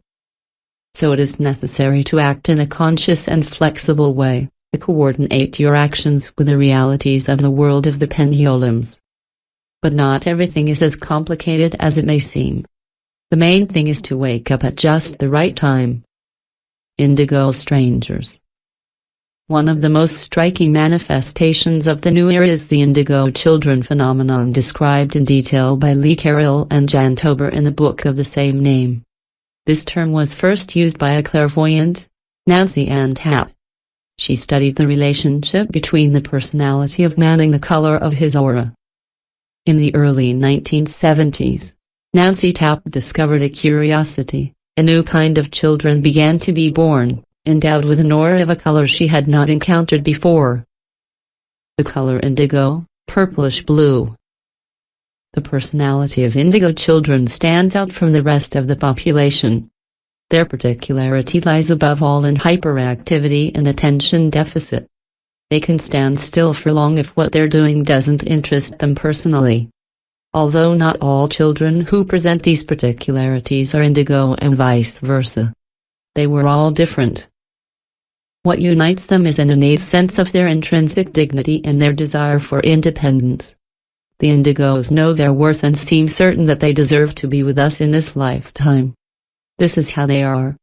These children never cease to amaze adults with their intelligence.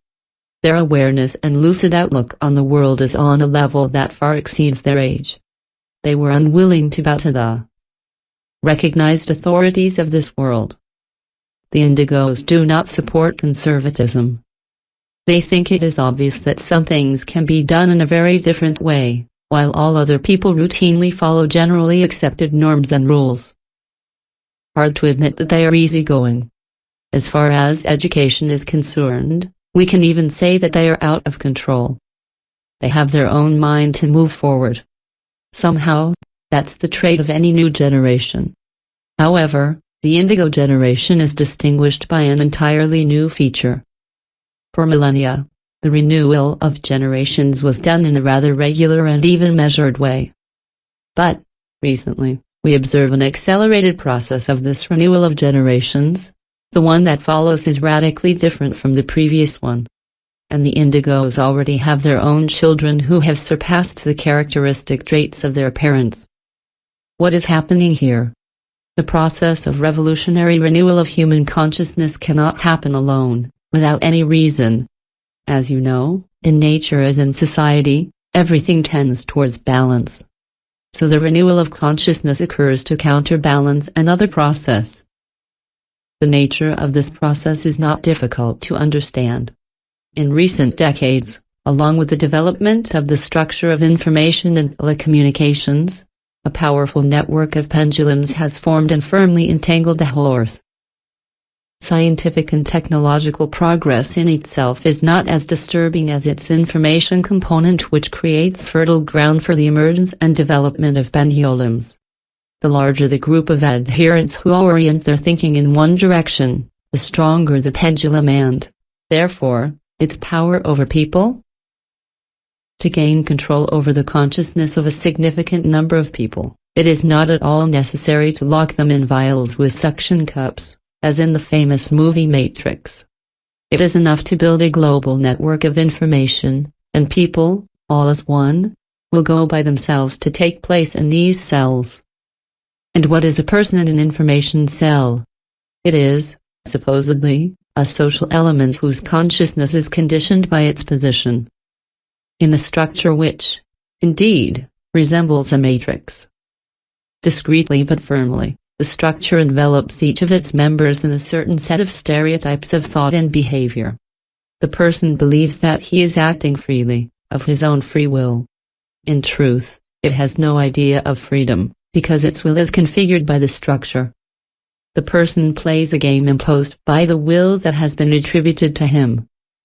Everyone, it seems, is free to do whatever they want. Such is freedom asserted. On the other hand, no one can want things that conform to the interests of the structure. Structure teaches us to want what is needed. That's what it's all about, the process of enslaving the will, imprisoning the intention. According to its nature, this process is synergetic, that is to say, it is self-organizing, since the pendulums themselves have no conscious intention. Everything happens by itself, like the formation of ice crystals during freezing. The network of pendulums, like parasitic plants, is entangling the biosphere of the entire planet. Is it scary? Or funny? Everyone decides for themselves. You are free, with a light heart, to place these reflections in the fantasy realm. And yet, when the everyday presents itself under an unknown guise, its severe realism goes beyond the most daring fantasies. But back to our children. The tendency to imprisonment of will generates a feedback, the appearance of children with an innate desire for independence. It is a completely natural process. It is the functioning of the balancing forces which manifests itself as a result of the extension of the network of pendulums. On the one hand, pendulums try to establish a world order by leading people into a matrix-like structure. On the other, the indigos counterbalance the domination of the pendulums, as if it were their predestined mission. The behavior of children is designed to destroy this order. Under the influence of stereotypes and conditions, they strive to free themselves. All children, especially indigos, are very sensitive to excessive potentials. For example, they immediately detect any kind of falsity. When people try to curry favor with them, they become cheeky. Give them too many compliments, they become capricious. Any order creates a polarization that the children try to destroy immediately. I don't want to go to bed. I do not want to eat that. I want to do it alone. The tendency for disobedience and mischief in these children manifests itself not because of their naughtiness, but as a result of a natural desire to free themselves from external control. Sometimes it may seem that children do certain things out of spite. In these cases, they do it involuntarily, without intention. They do not anticipate or plan their challenging behavior. It happens naturally, all by itself.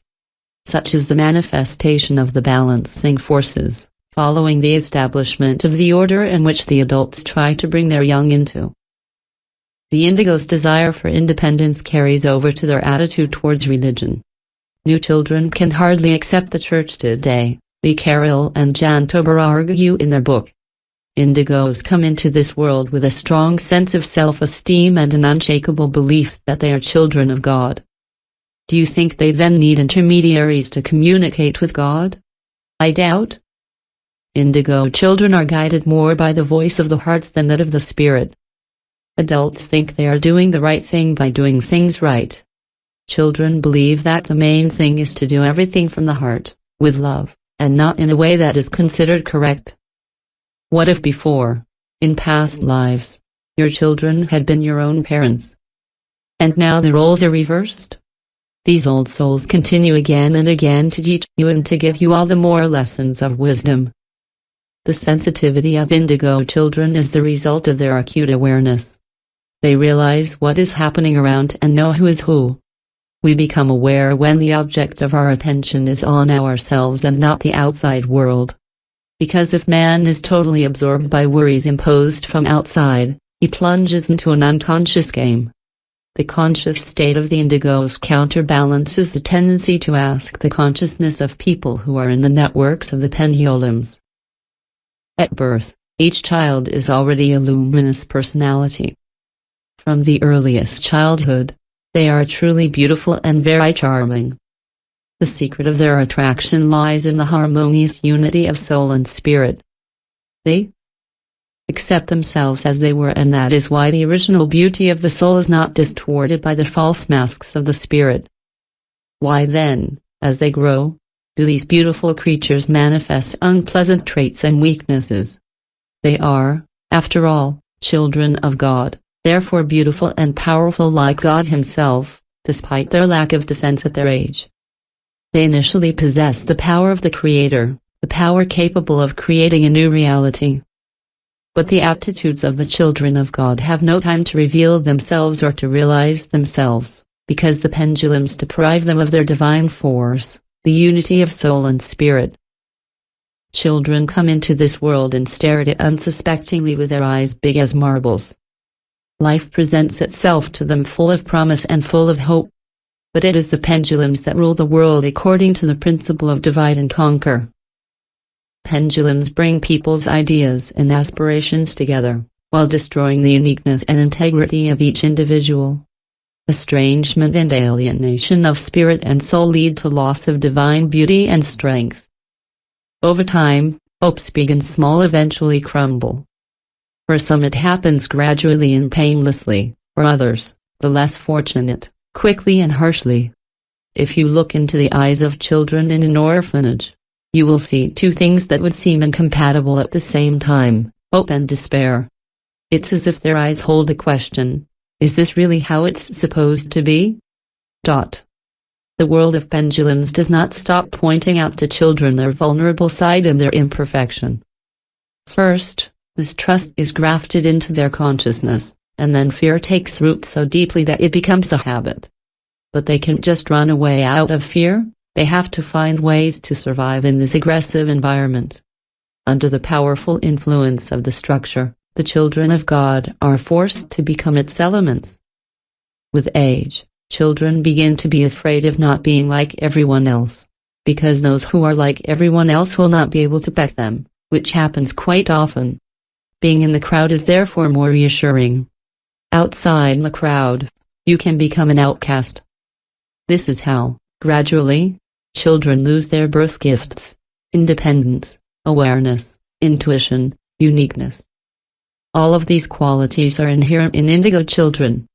But for a structure, it is fatal, and it is for this reason that the process of imprisonment of the will increases. Who will win this battle? Nobody knows. Only one thing matters to us: before the structure wins definitively, it is necessary right now, in this life, to find at least a particle of the force that has been given to us by God. And transurfing helps us do that.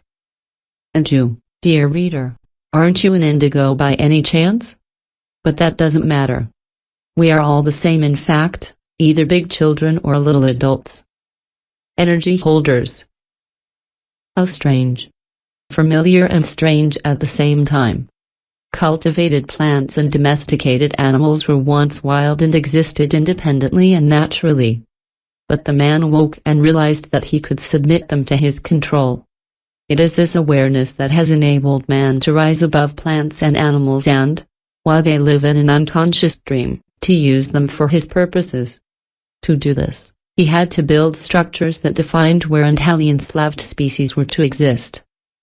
Whatever the purposes of plants and animals, and these no doubt did exist, the organization of structure has negated them.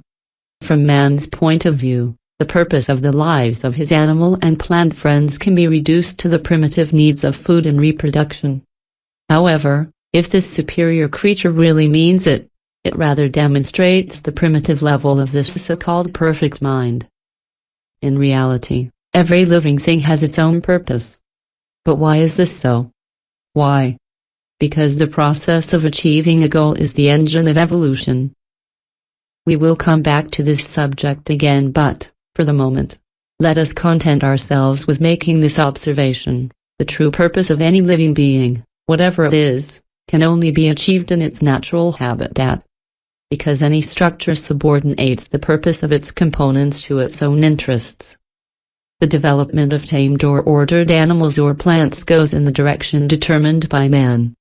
In the end, the components of the structure sleep all the more deeply and have lost all sense of their true goals. The life of wild animals and plants is much richer and more meaningful than we think. Take for example a herd of wild deer. They have more than enough concerns: protection against predators, education of offspring, search for food, family relationships, problems of hierarchy, not to mention games, or simply pleasure of life. The life of a herd of cows in the structure of a farm is much poorer. Man has delivered these animals from a number of problems by providing them with shelter and food. But, in exchange, they had to give up their goals for the benefit of the master.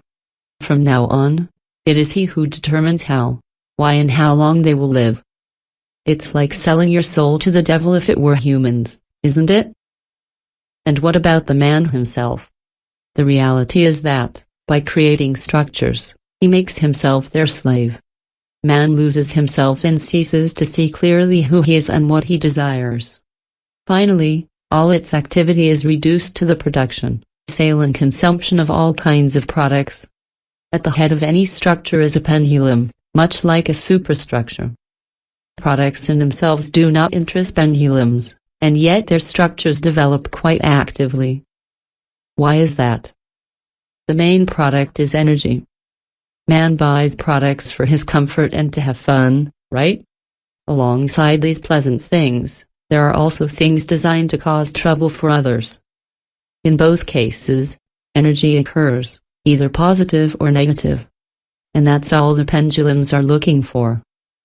As you can see, the production of material objects and the turnover are not everything, far from it. It is above all energy that is sold and bought. And the whole of this energy market is controlled by pendulums. A small part goes to the man, but the biggest part goes to these tycoons. Some get hay, others milk. In the energy market, they even make transactions, quite similar to financial transactions. For example, alcohol is energy, in its purest form. By drinking alcohol, you take an energy credit. The alcoholic high is when you get the loan amount, and the hangover is the repayment with interest. You must always repay more than you have borrowed. Pendulums never give energy for free. Low alcohol drinks bring you some relaxation. The pendulum sucks your energy little by little. Strong drinks, on the contrary, bring you a rush of energy. I drink you, my vodka. I sing to you, my song. But the pendulum lends you that energy at high interest. And shortly after, the trend changes direction. I sing to you, my vodka. I drink you my song. This strong euphoria is followed by the lowest descent. The more intense the excitement, the more you feel the ensuing depression. Russian word game, drink and sing. The hangover occurs not because of the physiological impact on the organs, but because the pendulum is actively pumping your free energy. And then you are forced to either suffer more or take more. The pendulum can once again lend you energy. He is not in a hurry. But you will check out anyway, sooner or later. You can run away from the bartend you realitiamu, tifimanogr, eberdaito alchan pepostrophitism symptietftihopidni buumil.bn. D. The more. Under these conditions, the debtor's free energy is totally available to the pendulum. He can literally feel that someone has gripped his energy body in the heart chakra area. The pendulum sets its conditions, either you take more or the torture continues. Assuming that what a person wants is mostly free energy, then man eventually becomes weak and cowardly, commensurate with the amount of energy that has been taken from him. This is the main reason for alcoholism. If the person takes it back, we lend him again energy that will inevitably have to be repaid more heavily. His heart may stop, which happens quite often. The pendulum leaves man in peace when there is nothing more to draw from it, and if he survives, he will have been lucky. The first loan is always the most generous and festive, like a gift. As you know, it is the first glass of wine that has the most effect. Thereafter, with each glass, it is not that the sensations less wane, but rather that they are less pleasant. Pendulums only pay to drag you into their nets. Then, the reimbursement is always rough and without any concession. So, if you take this kind of credit, keep your conscience at a very high level and pay particular attention to your creditworthiness. The homeless who have become drunk are far from being demoralized, as one might think. These unfortunates simply could not properly assess their ability to repay their loan on time and are therefore, to this day, still mired in debt. They always ask for more credit and, each time, it is more and more difficult for them to refund. Yet, how well everything had begun, at the banquet table. The process of decline imperceptibly but inevitably picks up speed, then grows until it takes the form of an avalanche. The nature of the induced transition is quite insidious, and everyone can be drawn into its funnel.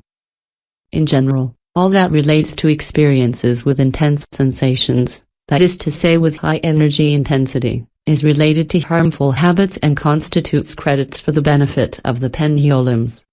Why harmful? Because the nature of pendulums is aggressive.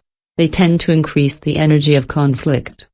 Anything that is attractive but harmful turns out badly for man. The more evil there is, the more negative energy accumulates. As for positive energy, it never accumulates in such large quantities. The greatest energy harvests are snatched from people who use drugs. The short-lived euphoria is nothing compared to the depression that follows.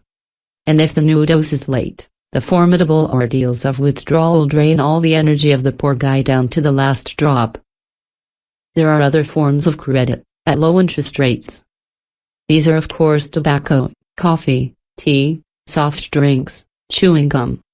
At this level, we can't help but remember pity, but what does all this have to do with chewing gum? As I have already said, parallel to the satisfaction of any need, material as well as spiritual, there is energy produced. The energy of pleasure, the energy of comfort or anything else. In any case, when you desire, you accumulate energy, and when you receive, you emit it. During chewing, the person feels a certain comfort, which, by the way, has very ancient roots. The nature of this comfort is quite obvious. If we eat, all is well, but if someone eats us, the deal is over. Finally, it's the same for any practice. If you become a regular customer, you enter the herd without being driven out of the barn. In any case, the client will have no choice as long as his attention is under the influence of the pendulum. While the person thinks about his favorite object, he emits energy at the resonant frequency of the pendulum. So, for example, all the thoughts of overdue debtors focus exclusively on obtaining a new dose of energy, credit. They were unable to think of anything else, simply because the pendulum does not let go of their attention. Such an influence is possible thanks to a particular trait of the psyche. Human attention can be fixed on one and the same thing. It is like the arrow of the weather vane as soon as the pendulum makes the wind blow in one and the same direction. The way the arrow of attention is enthralled can be illustrated by a simple example, when you can't get rid of a haunting melody in your head. It should not be believed that addiction develops only because of physiological factors. They are, of course, present, but do not play the main role at all. For example, when the most inveterate smokers go on a trip in a submarine, they are absolutely not burdened by the lack of tobacco. As soon as the hatch is closed and the order to immerse is given, the thoughts related to smoking disappear completely since there is no objective possibility of doing so. The smoker has fully accepted this objective necessity and simply forgets about it. The vein of his attention has turned in another direction. Where then did the physiological dependence go? But when the sub comes back from the trip, and if the smoker had no intention of quitting, he suddenly remembers that it would be nice to smoke a little cigarette, and the persistent creditor immediately captures the attention arrow in his lasso. The grip of the arrow of attention is also confirmed by the phenomenon of addiction to video games or the internet. There are a large number of people who have gone so far that they only feel like they are in front of the monitor. As soon as one of them detaches from her screen, even for a few hours, she begins to have withdrawal symptoms. She has headaches, muscle aches and unbearable discomfort. But as soon as the client returns to the computer, all symptoms disappear immediately. There is therefore no physiological dependence in this case. In any case, the dependence is created above all by the fact that the arrow of attention finds itself captured in the lasso of the pendulum. To do without the syringe, it is necessary to shift your attention, to occupy it with something else. It's hard to free yourself from the lasso by your own will, much like the haunting melody you can only get rid of by replacing it with another. A harmful habit usually comes with a certain scenario and set of scenery. All of this creates a particular atmosphere, like, for example, a cigarette break at work, which promotes the grip of attention. Solving all these accounts and leaving this depraved bank is only possible in one way, changing the scenario and the scenery. To do it is not difficult, you just need to have a desire and a little fantasy. Anyway, even without having credits to pay but by consuming the products of civilization, man, without wanting to, gives part of his energy to the pendulums. People are literally grasped without going so far as to say they were raised like cattle. In a civilized society, all of life is a continuous process of consumption and return of energy. And all this energy exchange is controlled by pendulums. But the harvesting of human energy is not so bad in itself. The main danger of the structure is that it nullifies the individual path of its elements. The member of the structure loses the very notion of the existence of its path. The person begins not only to do what the structure commands him to do, but also to desire what would benefit the structure. So, do not delude yourself that the human being is a reasonable being and that he will not allow himself to be drawn into slavery. As I mentioned before, the level of human consciousness is quite low, and the structure is slowly but surely leading to a further reduction of the last vestiges of consciousness. For absolute victory, the structure must unite all elements into a common information space, which is currently happening, actively and without fail. It is possible that the men have only a few more bricks to lay to be permanently walled in. What to do then? Since it comes that if we consume the products of civilization, we are fed, you can already remove the quotation marks. There have been instances where people have tried to escape civilization and settle in wilderness communities. How successful their attempts are not for me to judge. In any case, it seems that modern man cannot completely renounce civilization. He is not adapted to a life outside civilization. However, it is wise to limit the consumption of all harmful products to a minimum by replacing them with everything that nature offers us. You can, for example, create a family estate with your own vegetable and fruit garden.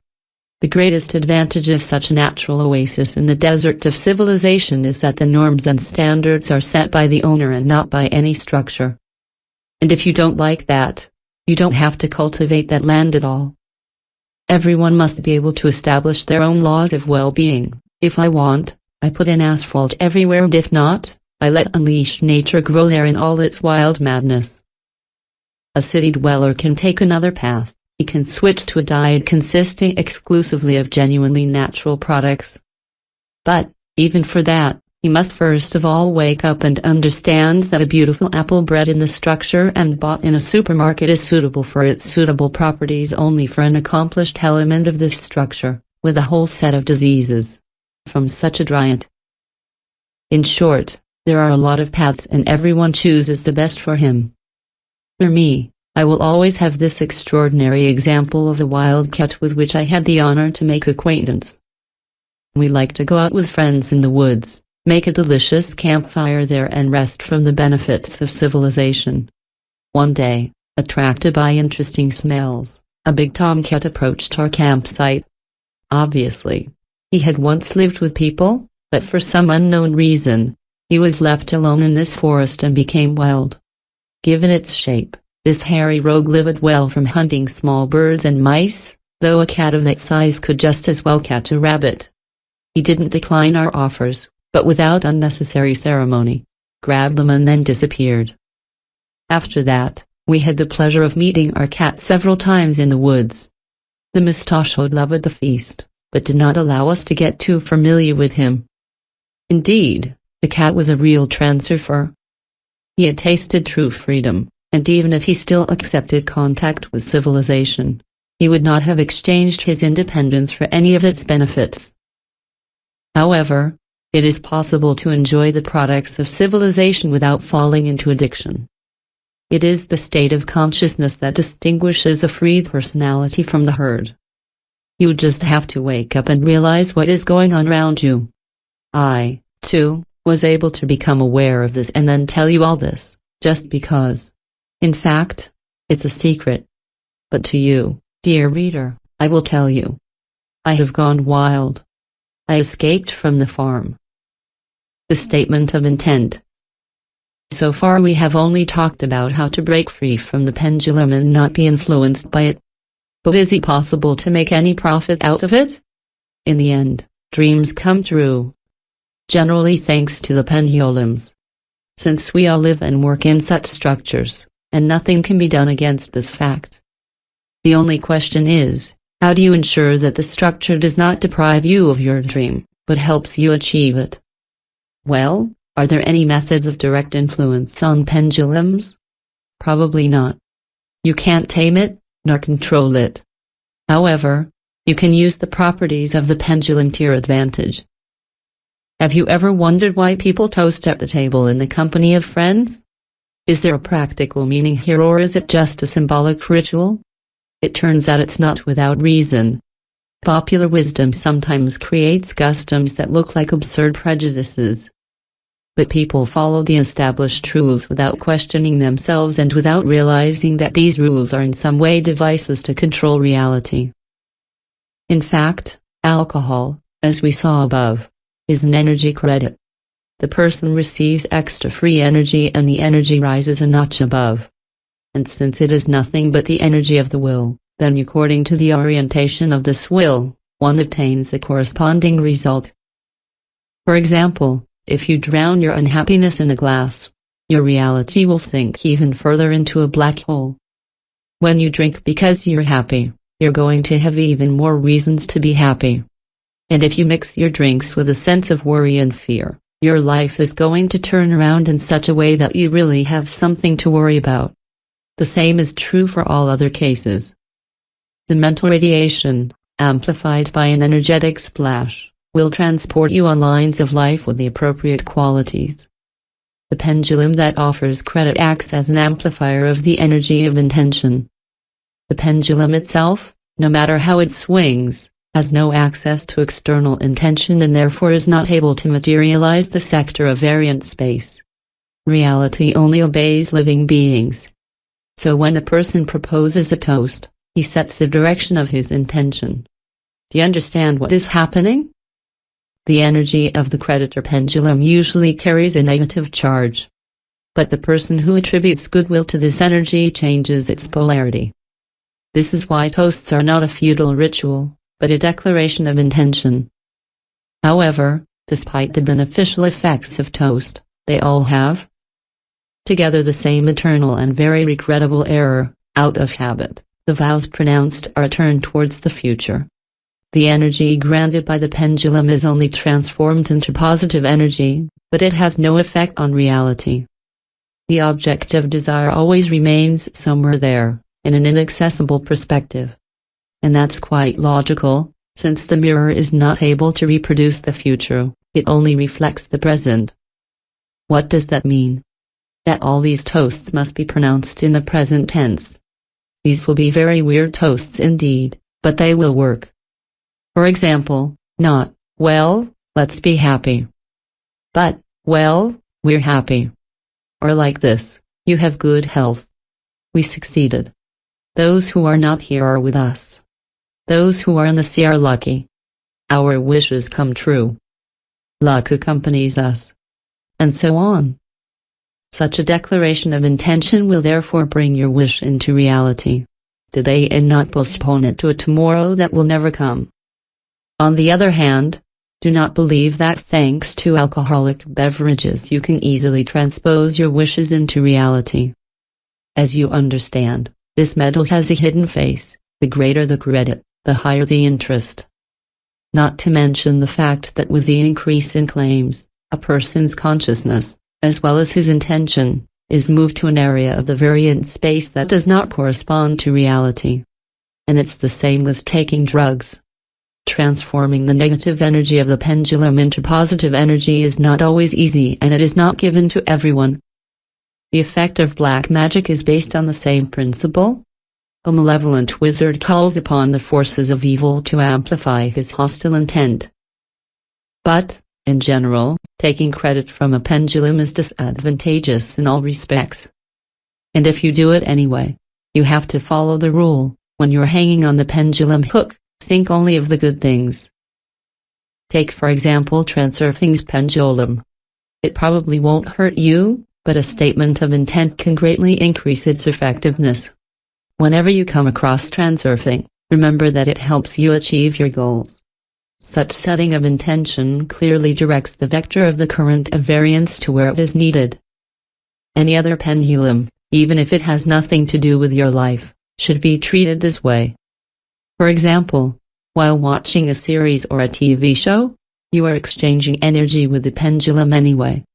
As you watch the action, have your goal slide, the image of what you want to achieve, ready. In the flow of information, one can always find a hook that has even a slight connection with your objective. For example, if you see the characters driving in a nice car, Pose the fact that you are going to buy something in the same genre. Under no circumstances should you think of negative things when you take credit from a pendulum.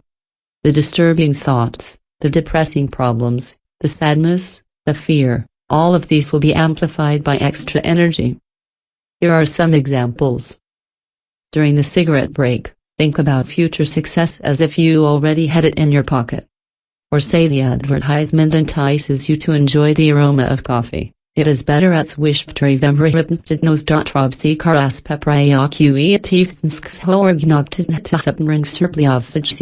Coordination of intention. Have you? For example, when you smoke or have coffee, instead of wasting your thoughts by letting them drift, instead declare the intention, everything is wonderful with me, because I create my reality by my intention. And I know how to do it. It is according to this same principle that the tea ceremonies are all organized. Prayer before meals and the dedication of food to God have also become traditions for many people. But after paying homage to God, do not forget yourself.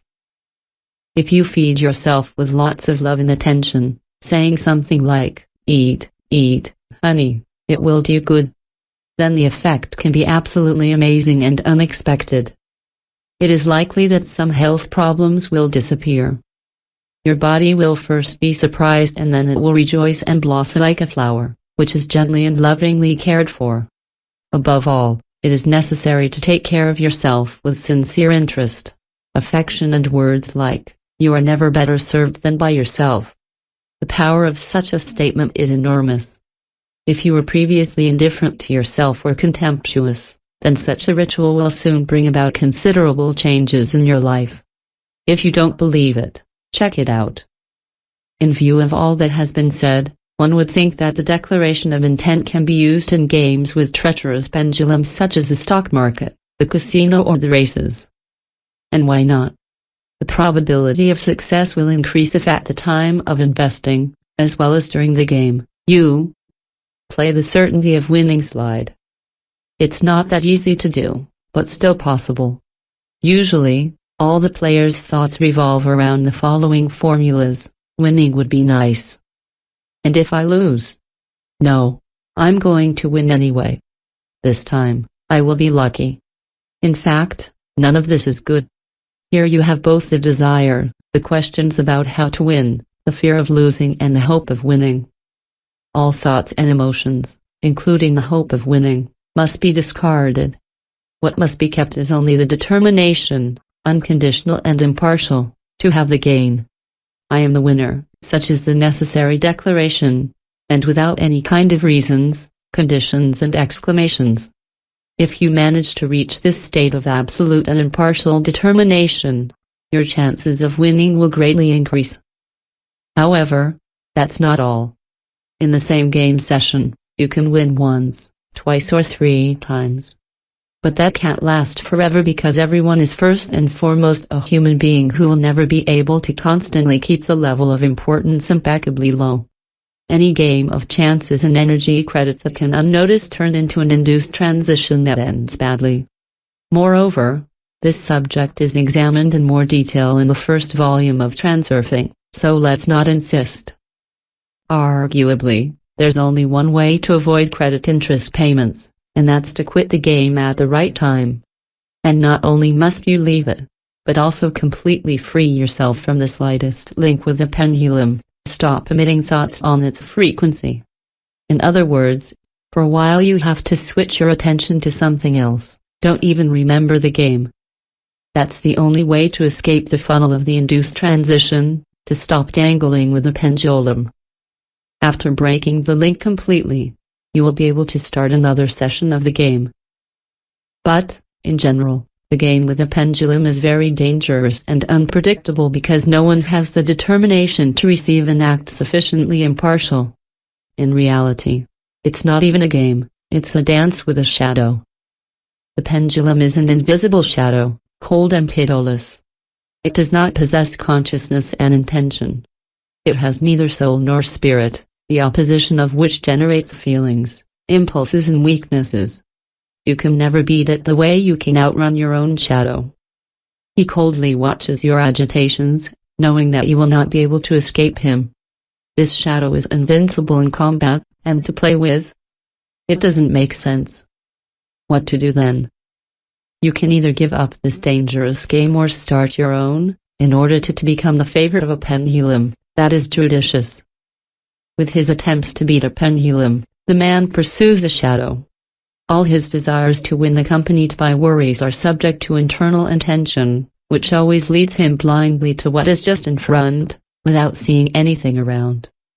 To stop this fruitless pursuit, it is necessary to stop, look around and then start an autonomous movement. And so, the roles change. It is not the man who pursues the pendulum, but the pendulum which follows the man. He who renounces the narrow inner intention becomes the master of the game, the leader of the dance with the shadows. In order to initiate your own game, you must allow yourself to be yourself. Your game is the creation of your own reality at your will. You can. The only thing you need is to take this privilege. You are the only one to give or take your privileges. You have to understand it. But allowing yourself to be the leader is not enough. The stars are born by themselves, but it is the pendulums that light them. Whether you're an out-and-out genius or have created a jaw-dropping masterpiece, no one will know unless there's a mighty pendulum picking you up. No matter how awesome your creation is, it will never be popular for that reason alone. In culture, in art and in science, remarkable creations only come into public interest with the appearance of a new pendulum, or if it is advantageous for an old one. To become a star in your field, you must know how to use the properties of pendulums.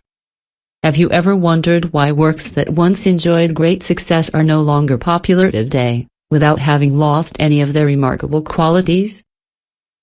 There are many cultural achievements whose great qualities could have satisfied any contemporary need. But today, these creations are no longer in demand, because their pendulums are partially or totally extinguished. Popularity and fashion are only created by pendulums. Otherwise, why would a large number of people suddenly be captivated by the same thing at the same time? We are going to examine a fad with the example of two gigantic pop groups, the Beatles and ABBA. Both have achieved worldwide recognition not for having created something fundamentally new and particularly remarkable. Everything they did was nothing new. On the contrary, it was others who had discovered rock and disco styles, much less popular musicians. But then, how to explain the phenomenal success of these two groups? The early career of the Beatles was a series of continuous trials and failures. Initially, the quartet was a very mediocre group among quite a number of other groups that existed at the time. They didn't even really know how to play. Their professional level barely rose to the level of an ordinary little bistro where they gave concerts. Yes, the Beatles had talent, but it's definitely not enough for showbiz. The old pendulums always seek, and by all means, to repel the newcomers as far as possible. Around 1962, the group had already found its style and created the works that would soon shake the whole world. But that will be later, and for now, no one is paying attention to the Beatles. They do, however, have some loyal fans, even if they are not numerous. That year, the quartet annoyed the record companies, and suffered persistent refusal everywhere. It seemed then that this group had no chance to rise above the level of musical clubs. Here is what Hunter Davis writes in the authorized biography of Beatles, and yet, we continued to believe that we would get ahead to become the first, said George Harrison. When everything was really abominable and without any ray of hope, a special ritual was celebrated. John was yelling, "Where are we going, guys?" And we yelled in response, "Up, Johnny, up high." Up high of what? At the top of the great peak, Johnny. But it was not this determination that brought them to success. In 1963, they still managed to get their first little record released, a single. And, coincidentally, it won the #1 spot on the charts. It was the first visible achievement, however, no one saw it as a big event. The press mistook the single's success for the brilliance of a passing star and missed the sensation. After this disc, the calm of the life of obscure artists returned again. But, as we already know, it was the calm before the storm. 6 months later, the thunderbolt of Beatlemania flooded first England, then virtually the entire world. Each country, writes Hunter Davis, became witness to a collective psychosis which until recently seemed unimaginable and little inclined to reproduce itself. Today, no one believes it, and yet yesterday, all this was true. Something in the same style repeated itself in the history of ABBA. In 1972, this brilliant quartet could not even qualify to participate in the Eurovision Song Contest. Finally, in 1974, they finally qualified and, to everyone's surprise, won a resounding victory, leaving the other participants far behind. But no one at the time attached much importance to it. We considered groups with the label Eurovision as ephemeral butterflies that could only have one hit. And again, as with the Beatles, they experienced a temporary calm. And in less than a year, a new all-powerful wave, this time that of ABBA mania, has spread across the world. In both cases, we observe two distinct rules. First, popularity grows in a wave-like fashion. At first it is a rather long period of shadow, during which a small but stable circle of fans forms. Afterwards, it's a sudden rise, followed by a moment of calm, as if the wave had come back from the coast to gain strength. Finally, after this period of nothing happening, suddenly hits the mighty wave of success. Popularity may stay high for a while, but the tide inevitably dries out anyway, because new pendulums push the old back. But the most curious rule is that the creations which subsequently enjoy glorious success are not recognized at all during this first shadowy period. We listen to them, but no one pays attention. And then suddenly there comes a time when the same things start to generate a whole new impression, unusual, very fresh and very original. The sound takes on a very trendy and fashionable nuance. And without seeing it coming, everyone agrees that it's just awesome.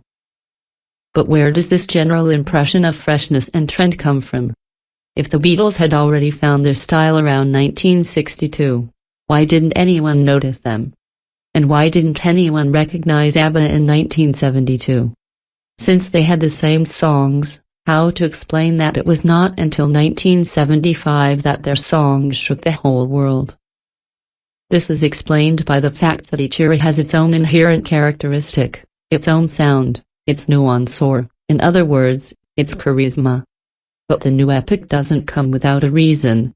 It's pulled in by people's intention, like a cloud in the space of variance. And the pendulum stabilizes this collective intention. First, it's a small group of fans that forms. Each of them sends the thoughts on the I like it frequency. A pendulum is born that unites and synchronizes the thoughts of admirers in the same direction. We like that. In the variant space, where, as you know, there is everything, there is a certain zone of sectors with this same characteristic. Everyone likes it. The collective intention of the first group of fans directs the movement of material realization towards this area. As a result, after a while, reality acquires the nuance of a new era. The number of fans increases and the pendulum gains strength. Eventually, the collective intention overcomes a certain critical mass and the cloud with the charisma of the new era envelops all material reality. And it is this cloud, attracted by the unified intention of the adherents of the pendulum, which creates the particular charisma of the new hour. Now that you know the mechanism of the appearance of new trends, you can safely, without regard to the rest of the world, use your rightful privilege to be yourself. This is the only way to be able to realize your luck, to allow the world to discover your exceptional nature. Pendulums can stand unique individuals, they have to make you a star. Stop chasing the shadows, make your move yourself, and, in this case, the pendulums will have no choice but to follow you. You can become the trendsetter because the properties of your soul are unique and because in the space of variations a cloud of personal luxury is already ready, waiting for you. Proclaim the declaration of your intention. Summary. The purpose and meaning of life of all living beings is to control reality. Boredom as such does not exist. What does exist is the permanent and unquenchable thirst to control reality. Comparison-based estimates generate bias.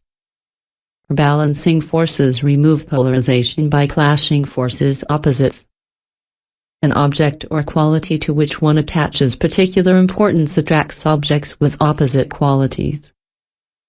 The pendulum rule. Do like me. The transurfing rule. Allow yourself to be yourself and others to be themselves. The transurfing rule makes polarization disappear. Consciousness. Right now I am not sleeping and I clearly understand what I am doing. Why and why in this way? The first law of the pendulum. It seeks to multiply the energy of the conflict. The second law of the pendulum. It does everything to stabilize its structure. Pendulums coordinate the existence of organized structures.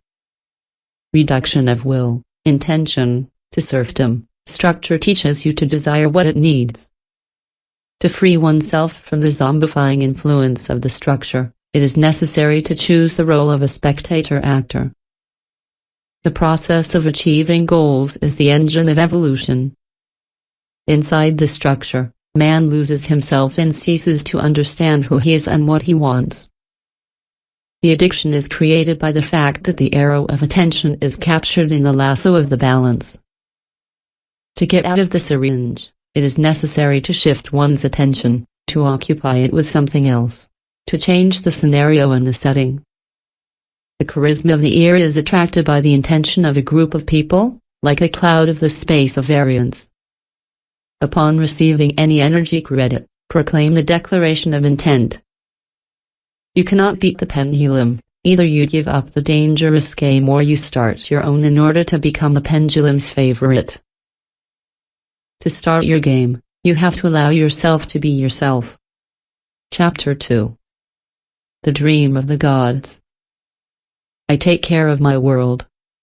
Two aspects of reality. From time immemorial, people have observed that the world behaves in a dual way.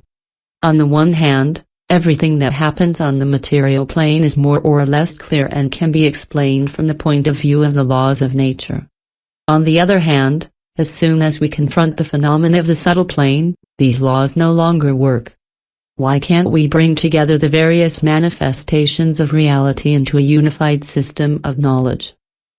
A strange thing happens, as if the world is playing hide and seek with us, without wanting to show its true face. No sooner have scientists discovered a new law explaining one phenomenon than another arises that contradicts it. And this pursuit of truth, which slips away like a shadow, goes on and on.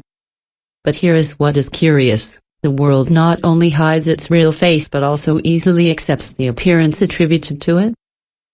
This happens in all branches of the natural sciences. For example, if you are going to represent an object from the microcosm in the form of a particle, you are sure to find experiments that confirm this. But if you assume that it is not a particle but an electromagnetic wave, the world does not oppose and will happily manifest in the proper way. With the same success, you can pose the question to the world: what is the substance that composes it? Is it matter, which has mass? And he will answer yes. Or is it more energy? And again, the answer will be yes. As you know, in a vacuum there is a continuous process of creation and annihilation of microparticles. Energy transforms into matter and vice versa. There is no need, once again, to question the world about what is fundamental, matter or consciousness. He will also subtly continue to change its masks, giving us the face we want to see. Representatives of different doctrines quarrel, proving opposing points of view to each other, but reality delivers its unbiased verdict. They are all, in fact, right. It emerges that the world not only escapes us, but also that it agrees with us. In other words, that it behaves like a mirror. Literally, it reflects all of our ideas about reality, whatever they may be. But then, are all our attempts to explain the essence of reality in vain? since the world will always agree with what we think of it and at the same time it dodges any direct answer. In reality, everything is much simpler. It is useless to seek absolute truth in isolated manifestations of a multifaceted reality. You just have to accept the fact that reality is very much like a dual mirror. It has two sides, the physical, which can be touched, and the metaphysical, which lies beyond perception, but is not, no less objective. Currently, science deals with what is reflected in the mirror, and esotericism seeks to see what is on the other side. This is the cause of their argument. But then, what is hiding there, on the other side of the dual mirror? Well, on the other side is the variance space, the information structure that contains the scenarios of all possible events. The number of variants is infinite, just as the number of possible positions of the point on the coordinate grid is infinite. Everything that has happened, what is happening and what will happen is recorded there. Any event that happens in our real world is the material realization of one variant among a multitude. It seems hard to believe. Where is the space of variance located? And how is this possible in general? From the point of view of our three-dimensional perception, it is everywhere and at the same time, nowhere. Maybe it is beyond the visible universe, but if so, is it in your cup of coffee? In any case, he is not in the third dimension. The paradox is that we all visit it every night. Dreams are not illusions at all in the usual sense. Carelessly, we think of dreams as a realm of fantasy, but ignore that they reflect real events that might have happened in the past or in the future. You know that in a dream we can observe incredible landscapes, as if from another world. Besides, he is all absolutely clear that it is absolutely impossible to encounter such things in life. If the dream is a kind of imitation of our reality created by the brain, then where do all these unimaginable places and stories come from? If we symbolically consider the conscious of a human being as his spirit and the subconscious as his soul, we can conclude that the dream is a flight of the soul in the space of variance. The mind does not imagine its dreams, it actually sees them.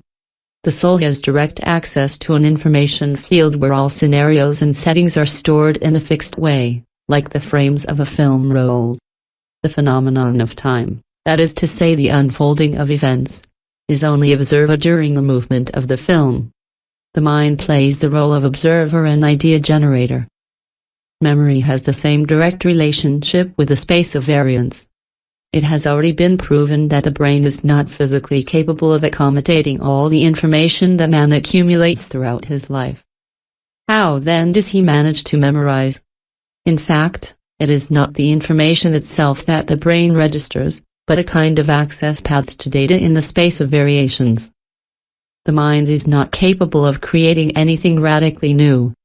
The only thing it can do is compose another version of the house with old bricks.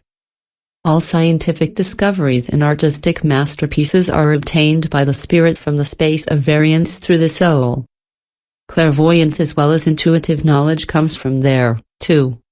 Scientific discoveries, wrote Einstein, are not at all made by logic, it is afterwards, when you describe them, that they take on a logical form. Any discovery, even the smallest, is always an illumination. The result comes from beyond, and does so in an unexpected way, as if someone suggested it to you. Be careful not to confuse the variance space with the famous conception of the collective information field where data can be transferred from one entity to another.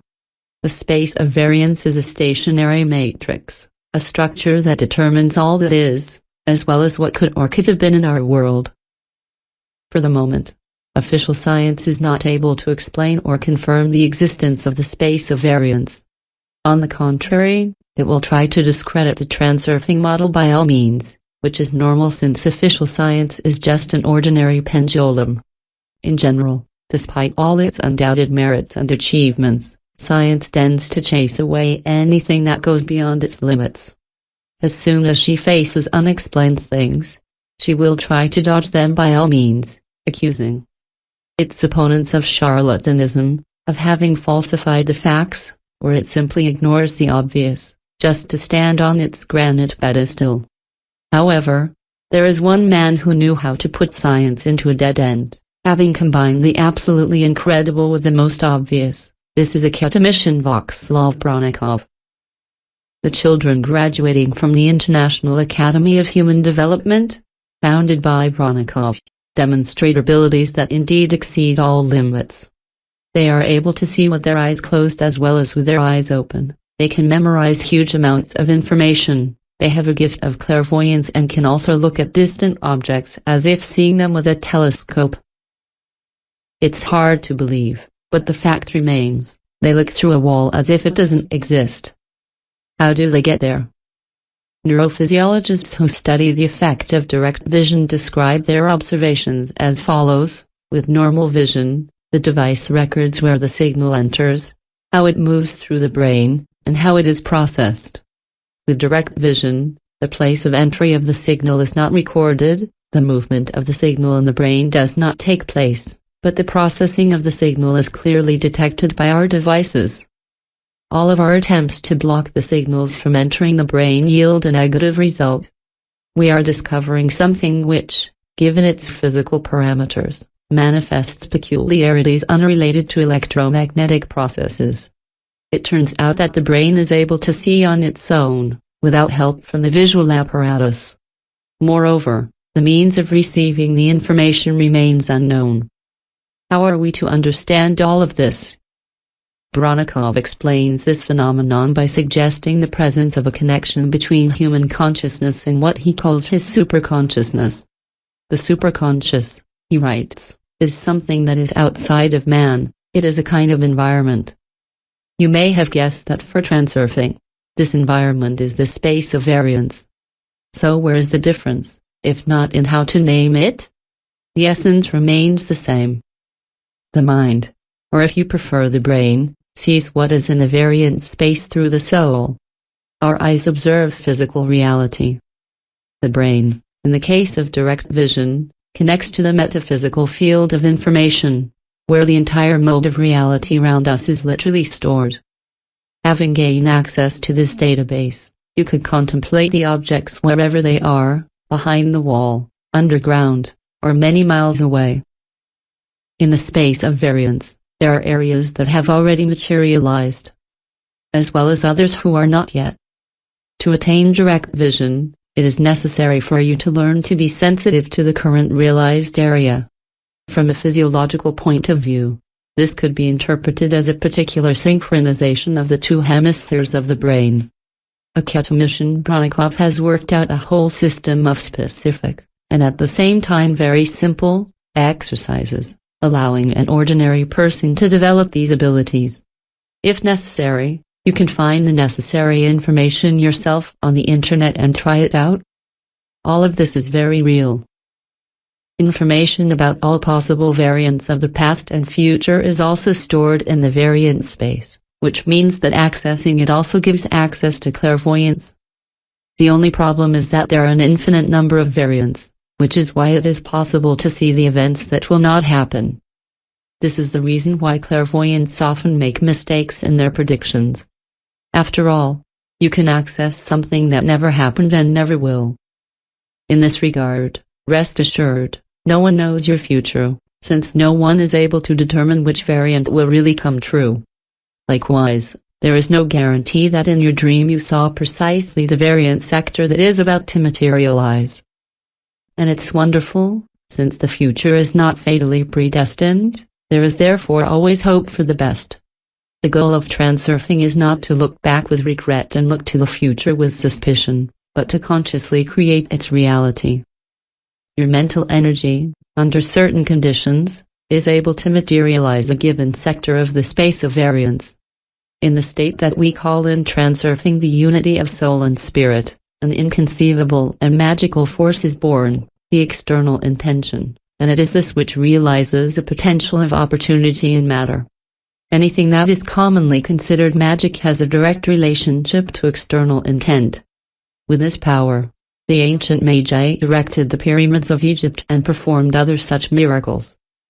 The intention is called external because it is outside the individual and therefore not under the influence of the mind. Although, in a certain state of consciousness, it is possible to access it. If you can bend this mighty force to your will, you can produce amazing things. But modern man has long lost the powers possessed by the inhabitants of ancient civilizations, such as Atlantis. The fragments of ancient knowledge have survived to the present day as isolated esoteric teachings and practices. And it is quite problematic to use this knowledge in everyday life. And yet, the situation is not so hopeless. Transurfing has indirect methods, an alternative path, through which it is still possible to make the external intention work in a roundabout way. We are able to shape our own reality, but for this it is necessary to respect certain rules. The ordinary human mind tries unsuccessfully to influence the reflection in the mirror when it is necessary to modify the image itself. The image, in this case, is the direction and nature of your thoughts. For your desires to come true, it is not enough to have only desire. You have to know how to manage the dual mirror. And you will learn how to do it.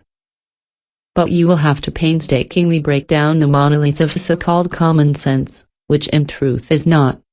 If one accepts the simultaneous existence of the two aspects of reality, physical and metaphysical, all the old stereotypes crumble and the vision of the world improves more and more. Dualism is like an integral part of our reality. For example, the soul belongs to the space of variance, but the spirit to the material world. Internal intention deals with matter, while external intention deals with the virtual sectors of variant space. When these two aspects come into contact on the surface of the mirror, phenomena arise which are generally treated as paranormal or still unexplained. As a fine example of such two-sided contact, take the phenomenon of corpuscular wave dualism, when a micro-object is seen sometimes as a wave, sometimes as a particle. The appearance and annihilation of microparticles in the vacuum is yet another example of a limit state, where reality vacillates between physical and metaphysical form. But the most astonishing example is still ourselves, the beings combining in us. Living. What is material and spiritual at the same time? In a sense, we live on the surface of a gigantic mirror, on one side of which is our material universe, and on the other is the black infinity of variant space. In such a unique and exceptional position, it would be inconsequential, to say the least, to live only within the limits of a trivial worldview and to use only one aspect of physical reality. You will learn to manage the dual mirror of the world, and you will be able to achieve what previously seemed impossible to you.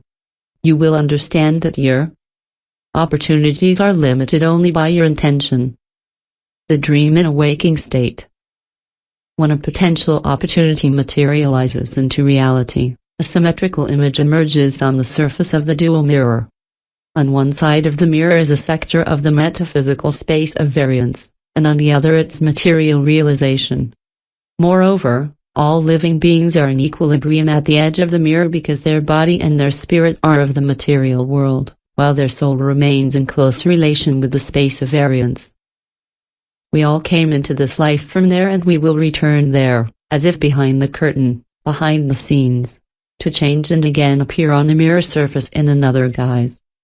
In this theater of masks, the actors turn in a continuous cycle of roles. Having played a role, the actor slips away for a while behind the scenes, puts on another mask, and again gets into the game, having completely forgotten everything that was happening until his last appearance on stage. The actor gets carried away by his character to the point that he loses the idea of himself, of what he really is. But sometimes the veil falls and, suddenly, the man realizes that his current life is not at all the first. American psychiatry professor Ian Stevenson has collected over 2,000 officially recorded cases of memories of previous life experiences, with a majority of respondents being primarily children. The toddlers, without any hypnosis, describe their life in the distant past, in other countries. In his books, Ian Stevenson gives us more than curious facts. An interesting story is that of two twin brothers who communicated using an incomprehensible language. At first, everyone thought it was just childish babble, until the twins turned 3 and the parents finally realized there was a problem. The twins were then taken to linguists who were surprised to find that the children spoke Aramaic. This ancient language was commonly spoken in the time of Jesus, but is no longer used today. Another example is that of a young Yugoslav girl who one day fell ill and was unconscious for a long time. When she came to her senses, she no longer recognized those around her and spoke a foreign language. Experts found it to be one of the Bengali dialects. The Yugoslav child asked to be taken home to India. When the scientists brought the little girl to the city she had indicated, she recognized her home while learning that in fact, herself as well as her parents had long since died. Such stories with children exist in large numbers. But this stuff happens to adults, too. As a 27-year-old woman traveled with her husband in Germany, she was amazed at how familiar the places she visited looked when she had never seen them before. She even recognized her house and remembered the names of her parents and brothers. At a local inn, the woman recognized an old man who knew her family. This one told of a tragic accident when a horse kicked their granddaughter fatally. The woman immediately completed her story with all sorts of details. Andrei Donimersky, in his book Is It Once That We Live?, describes the experiences of an English psychiatrist, Arnold Bloxham, who, using hypnosis, made his patients return to their previous lives. One of her patients recounted in detail her 6 previous incarnations. In the first, she was the wife of an educator of the Roman governor in England, then the wife of a Jewish usurer, then a servant in the house of a merchant in Paris. She had also been lady-in-waiting to the Spanish Infanta of Castile, a seamstress in London, and a nun in an American state. And all this over 2 millennia. Historians have carefully checked the dates and events. Everything has been confirmed. If we put all these facts together, we are left with no doubt that reincarnation must really exist. There is only one problem: why do memories of previous lives only manifest in rare cases and in a relatively small number of people? It happens especially in early childhood and over time completely fades from memory. In fact, it is not the memories that are erased. It is the awareness that ends up being blocked. Anyone can remember their previous lives if they wake up in this life, which is like a waking dream. It is recognized that until the age of 4, a child is not able to distinguish dream from reality. He may remember past lives, but he is prevented from becoming aware of them because a reasonable view of the world is constantly imposed on him. Also, no one remembers themselves until they were 4 years old. Why do you think? Is it because a child is not yet reasonable and is not yet aware? Well, that's a common misconception. In truth, the state of consciousness of children is much higher than that of adults. On the contrary, it is the adults who are submerged in an unconscious dream in a waking state and do not remember their previous lives, nor themselves small. We will see how this happens. After rebirth in a new body, the soul is pushed into the background while the spirit takes a dominant position. But what is the human mind? From birth, it's a blank sheet where you can write whatever you want. Since the very beginning of life, man has placed a model on this sheet, and it is in accordance with this model that he perceives himself and the reality that surrounds him. The more this specific pattern is applied in detail, the wider the chasm between soul and spirit. Man becomes aware of reality the way he has been taught to do so. Awareness can be divided into 2 levels. The first is attention, and the second is perception. Immediately after birth, perception is cloud-free. The baby has great aptitudes for intuitive knowledge and clairvoyance. In other words, he has direct access to information from the space of variations and perceives the world as it truly is. But the sleeping adults immediately take the newborn in hand and press it through the narrow limits of the dream which they take for a conscious existence. This is done by limiting his freedom and freezing his attention. The child is forced to fix his attention on the attributes of material reality. Look here. Listen to me. Don't do this. Do like this. Once attention is captured, the horizons of perception narrow considerably. Consciousness is lost, and the person sinks into a state that is little different from unconscious sleep. Indeed, if the attention is concentrated on a restricted circle of objects, it is as if you were walking with your gaze glued to the ground. There is logically no possibility of looking around you. His worldview model puts a person in a procrust bed of stereotypes that determine how it all has to be. In an unconscious dream, such fixation of attention and perception reaches the maximum level. You accept the situation as it is, with the underlying belief that you are powerless to influence the course of events. As a result, the sleeping person finds himself completely at the mercy of circumstances. The dream happens to him and he can do absolutely nothing about it. The scenario evolves spontaneously, in accordance with his worries and expectations. Expectations and thoughts float unchecked. In a lucid dream, the level of consciousness is already higher. The sleeping person can influence the course of events by an effort of will. As soon as the person grasps that he is dreaming, then he begins to develop extraordinary abilities. In a lucid dream, there is nothing impossible. You can command events and do unimaginable things like, for example, fly. And all because attention and perception are freed from fixation, as if man had lifted his eyes from the ground, looked around, and become aware of his situation. In a waking state, curiously, the level of consciousness decreases again. Our thoughts, in most cases, are left to their own devices. They jump from one subject to another. Usually, what disturbs, torments or annoys us, possesses our mind entirely and, to some degree, eats at us all the time. It is difficult to take control of this train of thought. The worst expectations and negative reactions, despite our will, create our reality. Perception and attention are immobilized by problems, depressing thoughts, circumstances. Eventually, we sink into our worries, like a waking dream. This is how we become adults. The mature person considers the child unreasonable, because he does not fit his dream. Certainly, the child must be taught to exist in new conditions for him. But at the same time an inevitable paradox arises. The better the child adopts the rules within the narrow limits of the material world, the lower his level of consciousness falls, which leads to the loss of his ability to influence the course of events and perceive the metaphysical side of reality. Adults became prisoners of their games, and therefore of circumstances, from the moment they took them seriously and plunged their heads into their worries. As for the child, he always remains the absolute master of his game. His level of consciousness is higher because he remembers at all times that it is only a game. Low since he understands that it is only a game. He acts with a great deal of detachment. He observes like a spectator while playing because, once again, he realizes that it is only a game. For adults, all games are over. Life is serious business.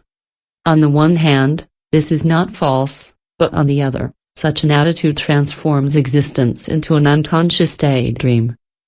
Of course, we are aware that at this moment we are not sleeping, we are awake. But what does that change? Since desires do not come true, dreams do not come true, but the worst expectations, coincidentally, are justified. Life goes as it can and not as you want it to. This is why in a lucid dream man is the master of his reality, but when he wakes up he is powerless. All is relative. Your ability to control a dream develops when you become aware of yourself in a dream in relation to the real reality. At this stage of consciousness you have a fulcrum, reality, to which you will return when you wake up. Reality, in turn, is like an unconscious waking dream. Life happens to you. Man does not remember his past lives and has no point of support through which he can ascend to the higher level of consciousness. In a lucid dream, you remember who you really are. You are the one who has this dream. You know that all you have to do is wake up and all those visions fade away. But you can choose to stay in the dream and, with your will, direct its course. As long as you don't realize you are dreaming and remember your fulcrum, you are completely in the grip of the dream. You depend on the situation you find yourself in the conditioning box. The reality is different from the dream because you always go back to it. To determine whether you are sleeping or dreaming, you must choose a starting point since the dream as well as the reality are relative. Dreams are not real compared to reality. But what is reality relative to? Where is it, the starting point of reality? At the end of your life, you return to that original starting point. But each time, as soon as you are reborn, you forget where you started and sink into another dream, another life. If you could remember who you really are, you would realize that you are capable of directing the current dream, this life. It is extremely difficult to do so. The problem is that to do this you would have to replace your model of worldview. It's kind of a stencil stamped in the mind and there's no way to remove or change it. What we can do is create another, additional one, and for that you must first free your mind, detach it from the old stencil. The mind detaches from its model in an altered state of consciousness, which occurs during sleep or under the influence of mind-altering substances. In a normal state of consciousness, soul and spirit are tuned simultaneously to the realized sector of the space of variance. The mind observes material reality as if looking out the window. In a state of alcohol or drug intoxication, the mind loses its control. The simultaneity is broken and the soul deviates into an area of unrealized variant space. As a result of which, although still in the real world, man perceives it quite differently, depending on the degree of deviation. Strictly speaking, a drunk person can see his own house or a familiar place with an unusual appearance, as it happens to us in a dream. His mind sees the image of the sectors of the space of the close variance, not realized, where the decorations are already different. And there can be anything and everything. For example, the person cannot find the door because he does not see it in the same place. The interior can look awful, like during heavy work, so much so that it is almost impossible to recognize it. Near and familiar, too, may appear differently. In reality, everything has remained as before. But the person sees unreal decorations because his perception looks into another sector of the space of variance. In an unconscious dream, the control of the mind weakens further, which is why the soul happens to travel to extremely remote sectors where the scenarios and settings represent something absolutely inconceivable. Everything is possible there, from paradise in the clouds to such a hell that next to it the demons with their boilers are simply a vacation home.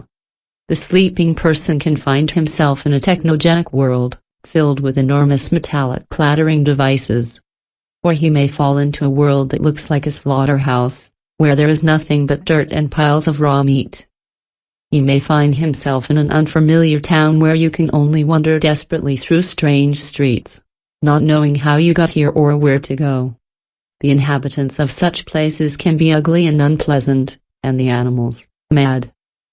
This term, dear to VADIM ZEALAND, designates a world where human activity has an impact on the elements, in the case of transurfing, a world of industrial and technological pendulums. NDT. After such a nightmare, the person wakes up with great relief. Oh, what happiness that it is only a dream. Yes, it is a dream, but not an illusion in the sense that we understand it. It is an unrealized metaphysical existence. And the scariest part of this is that the sleeping person is observed by all these virtual characters who can do anything to him, according to his fears and his expectations. God save you from being stuck in such a reality. Moreover, the astronauts who are in orbit also have supernatural dreams. For example, Ignatiy Strekalov writes in his diaries, published, I have very weird dreams. At times I hallucinate, for no reason. No connection. Apparently, just like a very complex computer, the brain sometimes malfunctions due to fatigue, or when it receives information from outside, from the universal field of information where everything is written and permanently stored. I think that after such dreams, which would have no chance of arising within the limits of ordinary human consciousness, the astronaut will not be surprised by transurfing's postulate on the existence of the space of variance. The model of human perception is well exposed in the works of Carlos Castaneda and Thun Mayers. They explain it from the point of view of the Toltecs, the last descendants of Atlantis. According to their doctrine, man is surrounded by a luminous cocoon of energies, which contains a large number of fibers. All the fibers meet in a single point, roughly at the level of the shoulder blades, which is called the assemblage point. The position of the assemblage point determines the orientation of perception. If we draw a parallel between this model and the transurfing concept, it emerges that, in the normal position of the assemblage point, man perceives everyday reality. In this position, the materialized reality coincides with a corresponding sector of the space of variance. But if the point moves to the side, the simultaneity breaks, and the person can perceive the unrealized areas. In ordinary people, the position of the assemblage point is firmly fixed. If, for some reason, the fixation is disturbed and the point begins to wander, the person manifests an aptitude for clairvoyance. And, of course, dreams are caused precisely by the shifting of the assemblage point. It is important that this center of perception can not only move, but also return to its original position. Otherwise, if it gets stuck in an abnormal position, the psyche suffers what is called dementia. Whoever manages to move his assemblage point voluntarily is able to control reality like a lucid dream. This ability will manifest itself if you manage to bring the fulcrum back to reality, that is, to understand who you really are. And it is not an easy task. Those who have achieved enlightenment, among famous people, are barely 10. The state of enlightenment might look like, initially, wandering through the maze of little alleys in an unfamiliar city and then suddenly soaring up into the sky and looking at the whole neighborhood at a glance. At the height of a bird's flight, and the route to the goal then becomes obvious. Transurfing does not raise you to the height of a bird's flight, but indicates a route you can follow, even with your eyes closed. In order to wake up in a dream, you need to have a starting point. You realize it's a dream when you remember the existence of another reality, the real one. As a starting point, you can use your knowledge in life, you can raise your consciousness, if not by one level, at least by half a level, and that's not bad. There you are, walking down the street or talking to someone, or doing your daily chores. Wake up. Look around you, take a lucid look at what is happening. You are able by your intention to steer your world in the right direction. You can control your reality. It will not look like a dream where the subject changes plastically, completely subject to the slightest agitation of your will. The material realization is inert, like a resin, but it too can be controlled if you apply transurfing principles. And the first thing you need to do is wake up. Take reality for a dream. It is only during a lucid dream that you are able to truly control the situation. While you sleep in a waking state, you are not in control, but you are fighting against the pendulums. Step off the stage into the room and observe. Act with detachment, putting yourself in place and remaining an observer. In order to maintain the high level of consciousness, you must remain alert to the direction of your thoughts at all times. When it becomes a habit, it will happen automatically, effortlessly. After all, when you woke up while in your dream, you no longer needed to exert effort to maintain your awareness that it was just a dream. Same for the waking state, you can learn to control the direction of thoughts. But for that, especially at the beginning, you will have to systematically force yourself to wake up, to acquire this habit. When, in reality, you remember to act with detachment, you are conscious, that is, you come down from the stage into the room or remain on stage as a spectator who continues to play. Here is this half level of consciousness, which is already sufficient to implement the rest of the principles of transurfing, the most fundamental of which, as you know from the previous volume, are lowering the level of importance, going with the current of variance as well as coordination. These principles allow you, even with your eyes closed, to move confidently through a maze of life situations, avoiding all kinds of trouble. And in what follows, you will learn about another powerful reality check tool, the dual mirror. To conclude on this subject, I would like to ask you one more question. If in the space of variance there is a point of support before a new rebirth in a new life in relation to which reality is considered as a dream, what is the starting point of this same point of support? Apparently it is God Himself. The soul of every living being is a part of God, and every life is His dream. We can continue to ask ourselves, and God Himself, does He have a point of support? Let those who feed on hope wrestle with this problem. In the same way, we can ask ourselves the question with the same success: is there something beyond the visible universe? We won't know, just like the butterflies that collect nectar in Africa will never know of America's existence and won't know that there are flowers there, too. Isn't this world beautiful enough as it is? Why always demand explanations from Him? We can simply take pleasure in the flowers that are accessible to us. The children of God. Since ancient times, the general habit has firmly taken hold of attributing only positive points to pious citizens and accusing atheists of all kinds of sins. More precisely, it is the pious citizens themselves who have created this stereotype, for themselves and at the same time for everyone, as a kind of presumption of their innocence. And this, despite the fact that horrible crimes have been committed and continue to be perpetrated in the name of God, with a supposed purpose, to please God, the persecution of dissenters. But, in reality, a belief does not make a person a saint. How did the adherents of the religion acquire such certainty of their own impeccability, or rather virtue, that even atheists are obliged, with respect, to consider? They say, we believe, we go to church, we pray, that's why we are the center of all that pertains to spirituality and light, and you are atheists and therefore, you are mired in sin. We are decent, and you are indecent. The source of this certainty is the fulcrum which man obtains in the pendulum of religion. You find everything there: hope for the mercy of the Lord, who forgives sins and delivers from guilt through confession, belief in a kingdom of God, as well as hope that God will help you, and the feeling of unity with your brothers in faith. In this sense, the life of atheists is much harder. They have to rely only on their own strengths and, on top of that, they don't know what to do with their feelings of guilt. But then, why does the one who believes himself to be virtuous at the base seek to reach God? In most cases, it is not the love of God at all that drives believers, but feelings of fear and uncertainty. There are people who think they are directing their whole heart to God, but this is an illusion.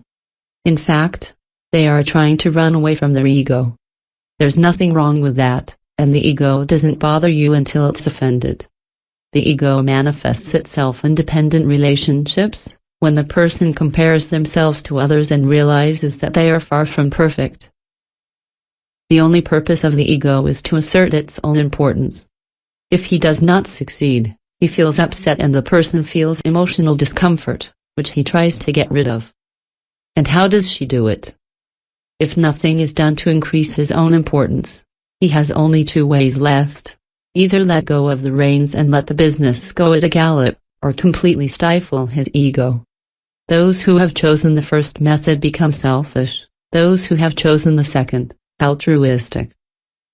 Often, in order to get rid of the discomfort of being alone, the ego resolves to one last desperate step: it begins to deny itself. The ego announces that it is not good to love oneself and that one must love others. The person turns his back on his soul and goes to God and people to dedicate his life to anyone or anything for support. But sometimes the opposite happens: the ego plunges into aggression, which gives rise to criminals, thugs and cynics. Therefore, deeply religious people, like downtrodden individuals, are the product of ego, with simply opposite polarity. You might think that turning to God will get rid of your ego. But the paradox is that it is precisely the ego that pushes you towards Him. In fact, God is not outside, but inside of you. A particle of God inhabits every living being, and in this way He rules the whole world. The ego idolizes an abstract symbol and turns its back on its soul, which is the true God. Christ, Muhammad, Buddha, Krishna are the highest manifestations of the Lord. The ordinary man may not be the highest, but he is still a manifestation of it. It turns out that one event worships another. Who needs it? Seeking God in order to get rid of your ego is the path of internal importance. Internal importance only manifests when you indulge in the judgment of others. The return to oneself without looking others is the true path to God. If I free myself from the need to listen to the opinions of others, I become self-sufficient and my ego ceases to exist. What remains is the holistic personality. Don't listen to those who call on you to change and mold yourself into something that fits certain standards. They force you to betray yourself, to turn away from your soul and follow the pendulum rule of do as I do. Turn to yourself. Accept yourself as you are. Allow yourself to be yourself. Claim your right to be right. To devote oneself entirely to the service of a certain abstract God means to turn away from one's soul. It is nothing but adherence to the pendulum of religion. Such is the theosophy of transurfing which, moreover, is not imposed on anyone. I am not proclaiming absolute truth, I am simply trying to highlight certain tendencies. Everyone is free to draw their own conclusions. Certainly, the religious authorities will not like this kind of reasoning. Even though among them, there are different people, with all kinds of convictions. What distinguishes zealous adherents of the religious pendulum from true priests is their angry way of setting their dogmas in opposition to those of others. It is this aggressive pressure that immediately betrays the adherent of the pendulum. Fortunately, the days when these adherents could burn dissidents at the stake are over. But the conflicts on religious grounds are still there and will never end, because the first rule of the pendulum will never be removed. Basically, religion is communication with God through intermediaries. The rites of baptism, marriage and funerals cannot take place without a priest. And again, this is not so necessary. Will God not accept his child if, at some point, it has not been found necessary to baptize him? If each of us carries within him a particle of the Creator, are we not his children? Do you need intermediaries to communicate with your father and your mother? Everyone decides for themselves. Religion is a particularly severe pendulum for its adherents. It calls for renouncing external earthly goods. Any spiritual path is usually associated with an ascetic way of life. There is a common misconception about enlightened people. If they reach heights on the course of spiritual perfection, all that is earthly ceases to interest them.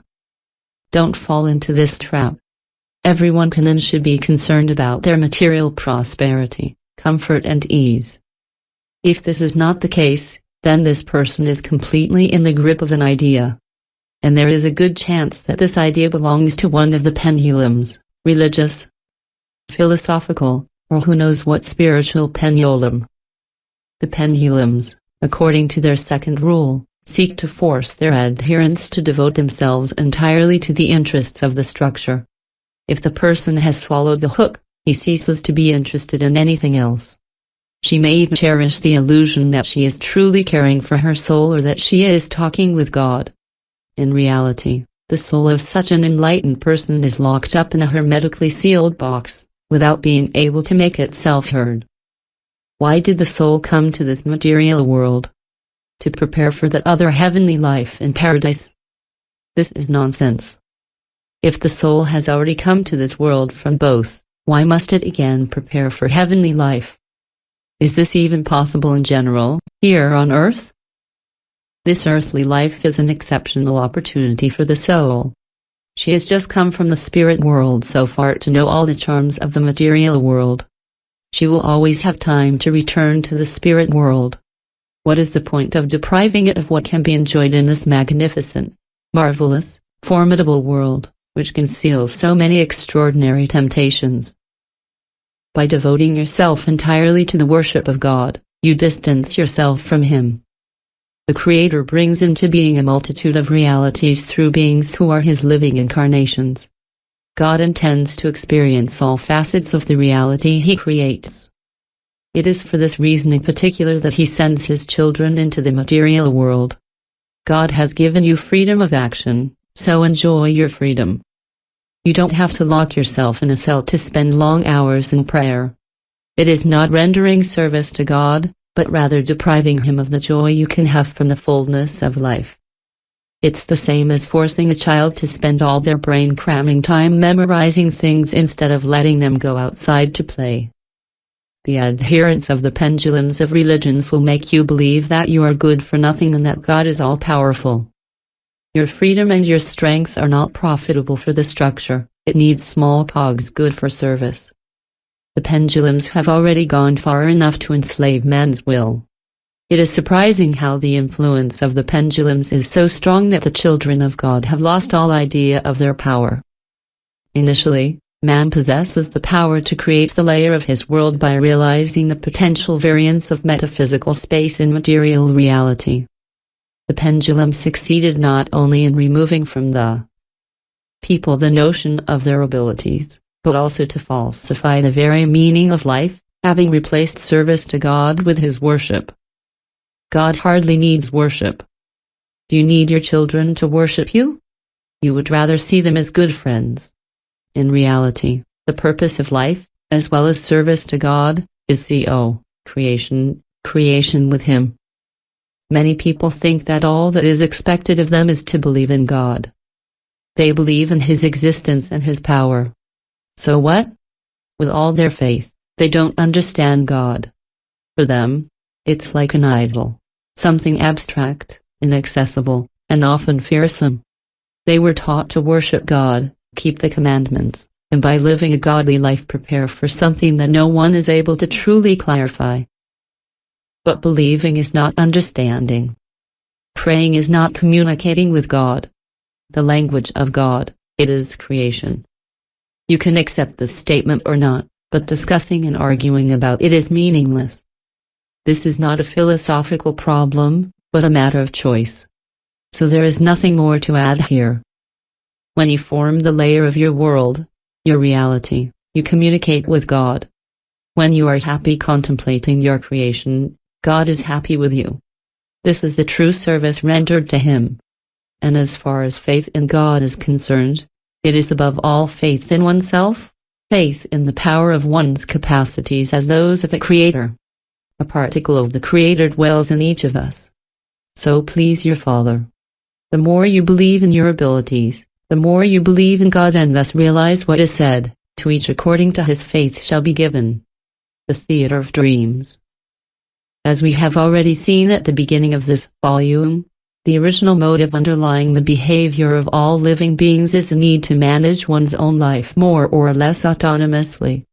Generally speaking, any reasoned action or process can be considered a reality check. Whatever happens in anyone's life or existence ultimately boils down to the same goal: to take, as far as possible, the outside world under one's control.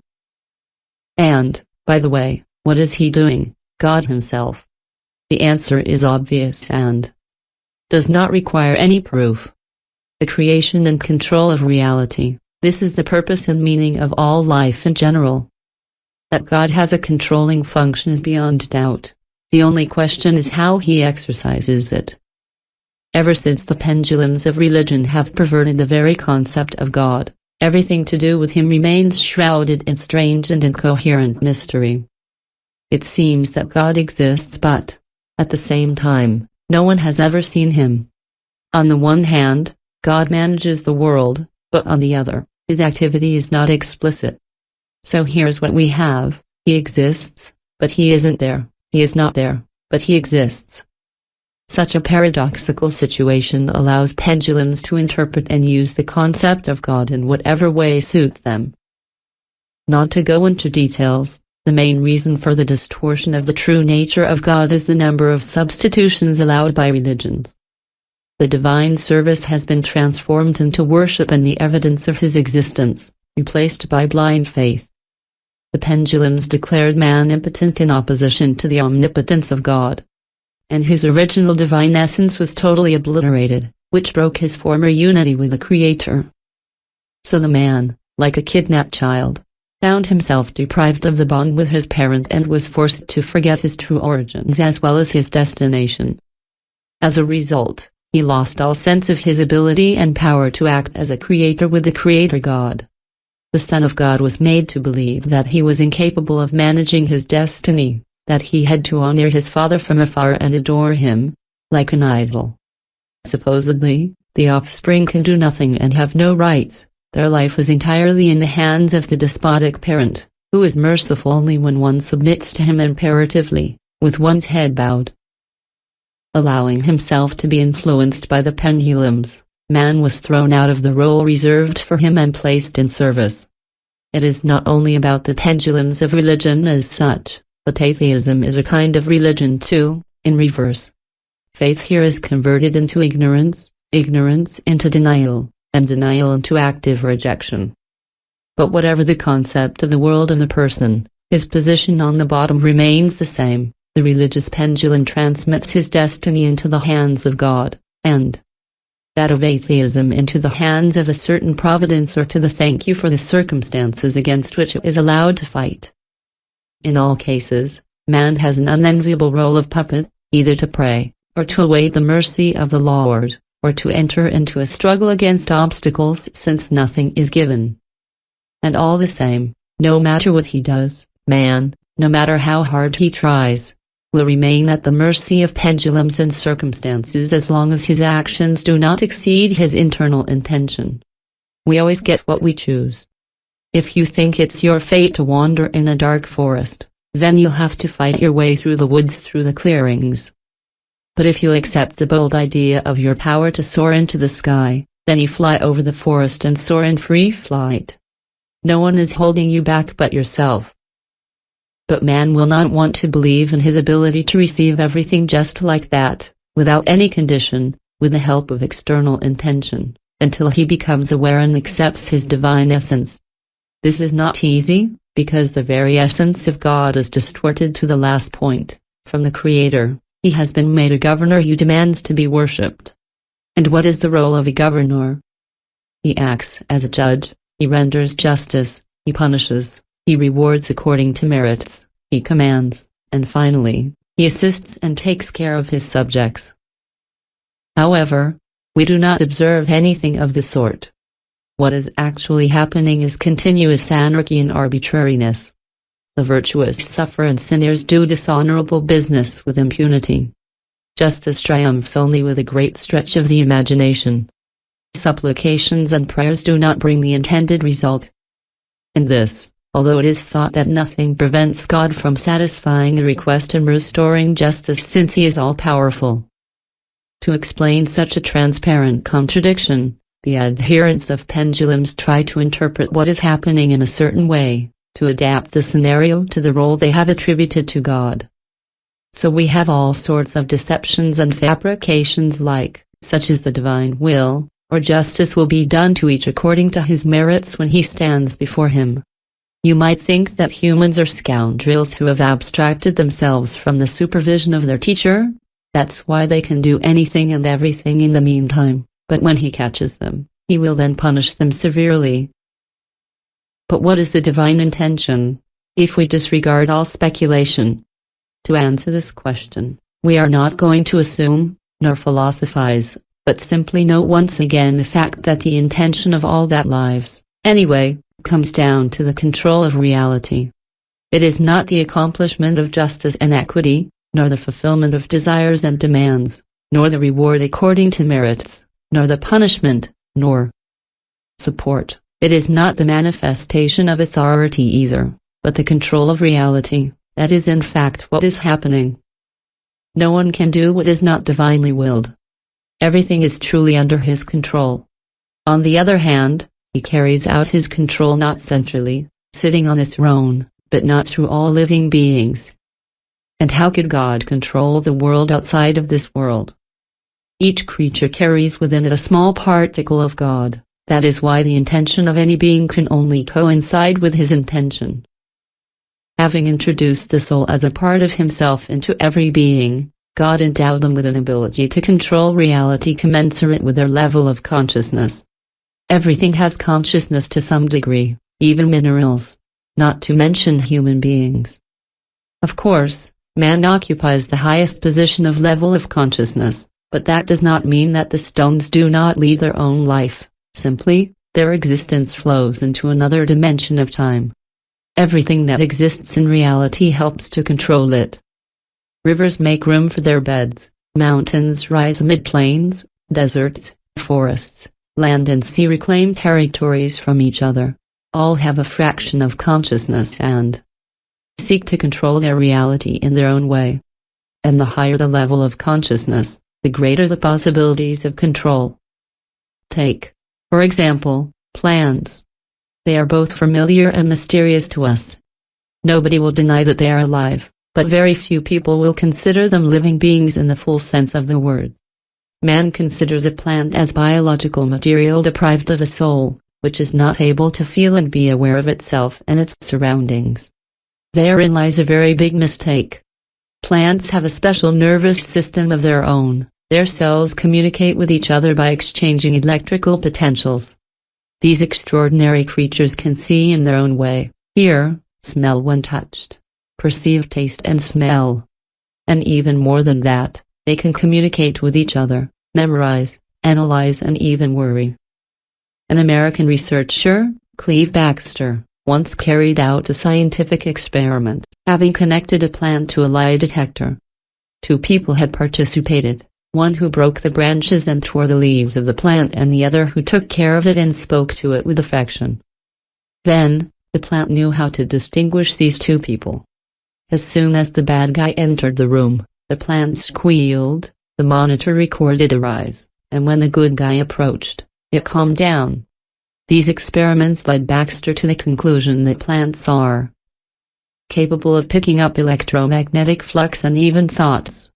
It was enough for a participant in the experiment to even suggest the idea of tearing off a leaf for the plant to immediately show a violent reaction.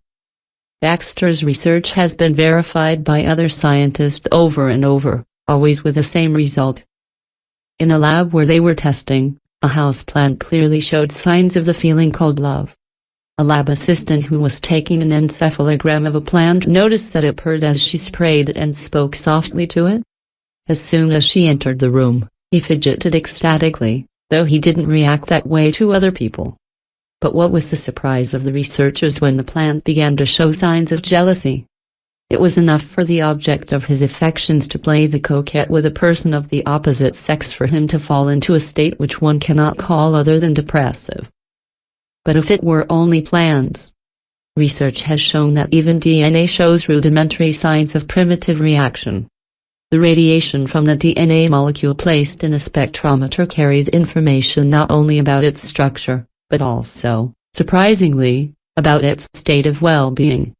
When the molecules feel comfortable, the radiation is peaceful. But when the temperature of the spectrometer chamber rises, they begin to squeal, in response to the excessive heat. At a given temperature, the molecules are destroyed and disappear. But the most amazing thing is that in this same chamber once empty, where the DNA molecules were destroyed, we can hear their last cries for another 14 days. The spectrometer records the phantom radiation of the dying molecules that are no longer there physically. These results were first obtained in the mid-1980s by a Russian scientist, Pyotr Garev, who at that time worked in the Institute of Physical and Technical Problems under the Academy of Sciences of the USSR.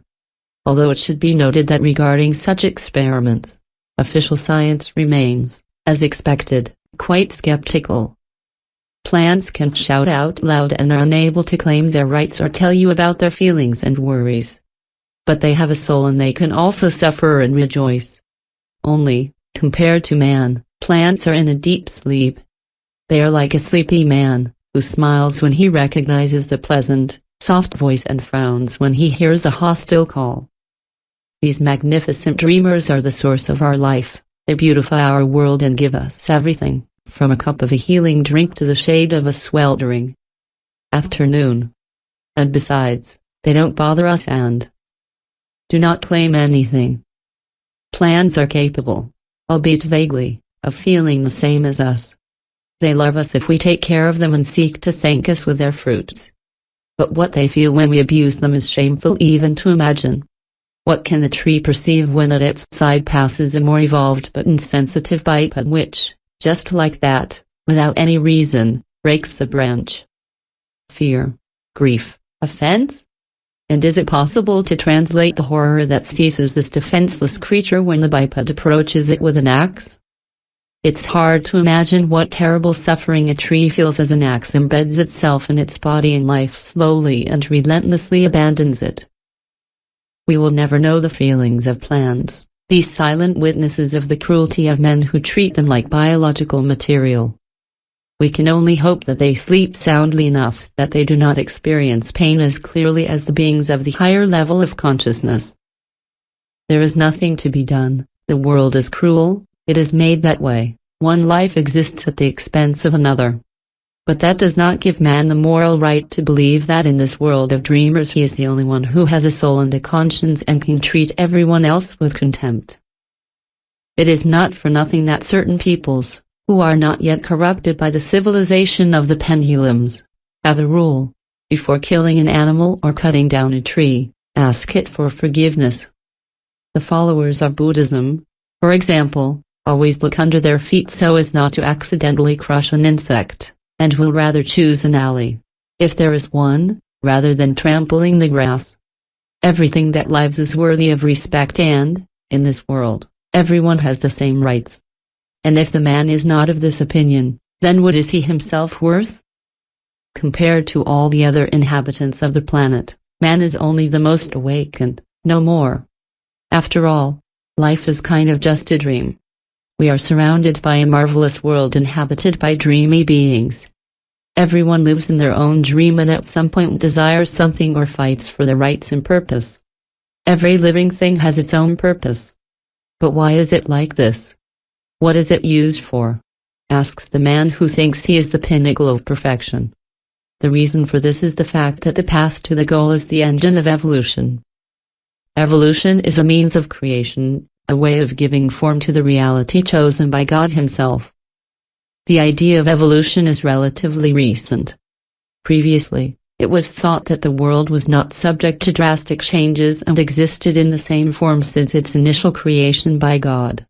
The principle of evolution can be briefly described as a continuous process of quantitative modifications which gradually become qualitative. For the first time, this idea was clearly demonstrated by Charles Darwin, in its isolated biological aspect. The driving forces of evolution, according to Darwin, are genetic variability and natural selection.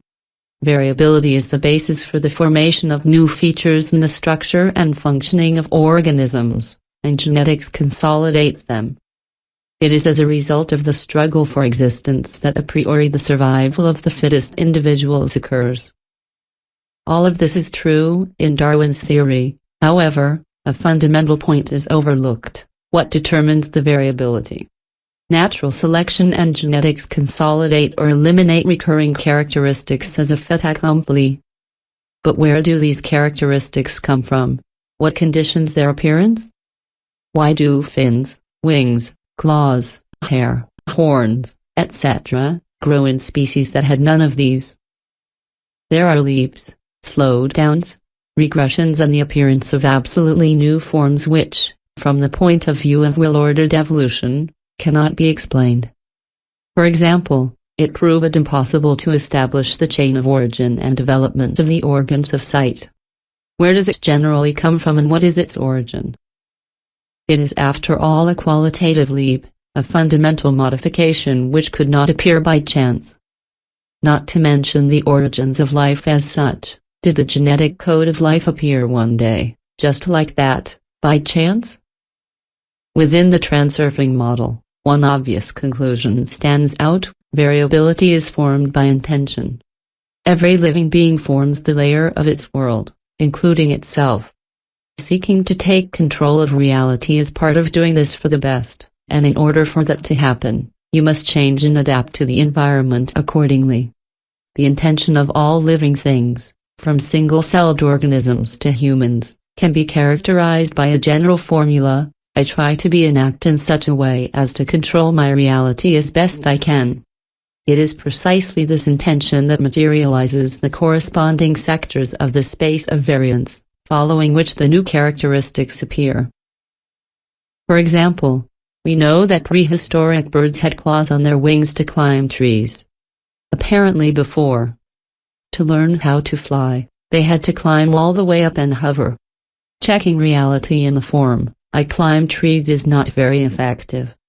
It would have been a good thing to add one more function to it: "I can hover towards the ground," or better still, "I fly freely." The intention to fly freely manifests gradually in life more and more variants, one always better than the other. Gradually, over a long period and the alternation of many generations, the sectors that materialize contain wings endowed with more and more perfect forms. In evolution, the processes of creation cohabit with those of destruction. Here, it is the first two rules of pendulums that are implemented. During evolution, the pendulums exert the function of destruction as well as that of stabilization. Their interminable battle leads to the ousting of certain species by others or their absolute disappearance. But on the other side, the pendulums synchronize the intention of certain creatures. Otherwise, how to explain the development of the same characteristics in the population of the same species in a wide area of habitation? The combination of two internal and external factors, that is to say in this case the desire of individuals on the one hand and the activity of the pendulums on the other, participates in the whole development in the material world. This is how God creates reality and controls it through the intention of every creature. With a soul, He introduced a part of His intention into every living being and sent it into a dream, life.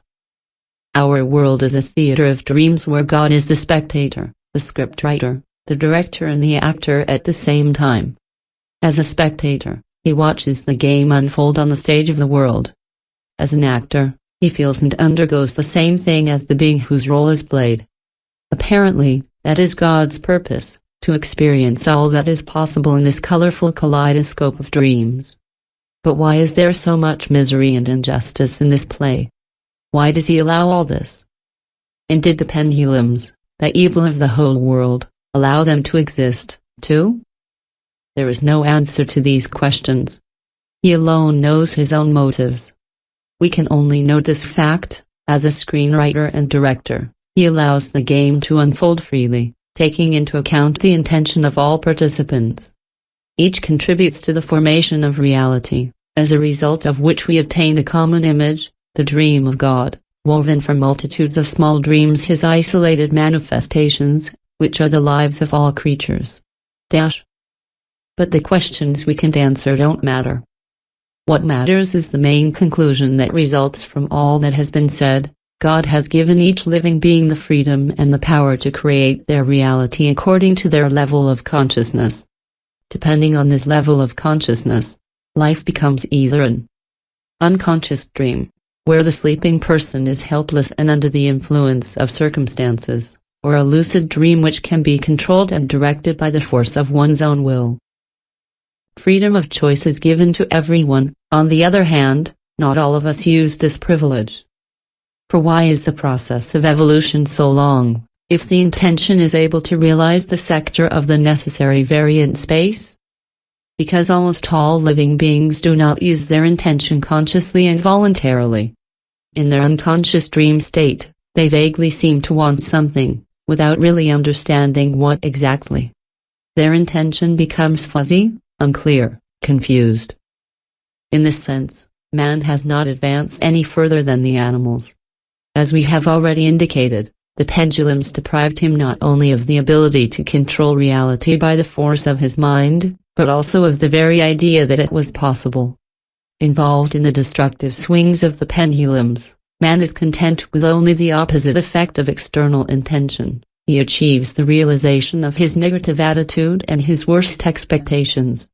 For the rest, he is forced to fight to achieve his goals, being completely limited by his internal intention. And yet man, with his rather high level of consciousness, is able to break this circle and transform his life into a lucid dream where reality obeys not only his direct impact, but also his will. If each of us carries within us a particle of God, then our intention, that is God's intention. To create one's reality by the power of intention means to realize the will of God. If you manifest an intention, think it is God's intention. How can you doubt that it is happening? And what is necessary for this is only to take this right for yourself. Do not ask, do not demand, and do not solicit, but create, forming its reality with your conscious intention. How can God ask himself? Is there anyone from whom God could claim things for him? He'll just take whatever he wants to himself. When you pray to God, it is as if God were praying to himself. When you ask God, it's like God asking himself. You can also understand it in the opposite way. You pray to yourself and you ask yourself. If your intention is God's intention, then to whom do your fears and doubts belong? Him, too. He gave you freedom of choice. It is up to you to choose what you want. If you take a difficult path, it will be difficult for you to achieve your goals through obstacles of all kinds. And how could it be any different? Since you are convinced that nothing is easy, you get what you believe in. But is God so powerless that he has to work so hard? He need not lose his strength in a struggle with a rigid reality. He is able to form a new reality whenever he wishes. A man is capable of doing the same thing if he grasps that it is doable. And why don't you wake up in your dream and use your old privilege? If you're ready, the rest is a matter of techniques. The next volume will show you how to do it. Summary. The world is a dual mirror, on one side of which is material reality, and on the other the metaphysical space of variance. Man becomes aware of the reality of how he has been taught to do so. Life is like an unconscious dream in a waking state because man has no fulcrum in relation to reality. Go down to the spectator room and observe. Act with detachment. Put higher yourself and remain the observer. Lowering the level of importance, going with the flow of variations and coordination allow you to move blindly in a dream while awake. The life of every living being is God's dream. The purpose of life, as well as the divine service itself, lies in co-creation, the creation with Him. The process of achieving goals is the engine of evolution. Evolutionary variability of species is shaped by intention. God creates reality and controls it through all living things. Each living being has received from God the freedom and the power to form its reality according to the level of its consciousness. If you manifest the intention, consider it to be God's intention. How can you doubt that it is happening? Do not ask, do not demand, and do not solicit, but create. Lexicon. Importance.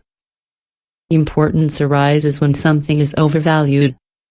It is excessive potential in its pure form, the elimination of which causes, through balancing forces, problems for the one who created it.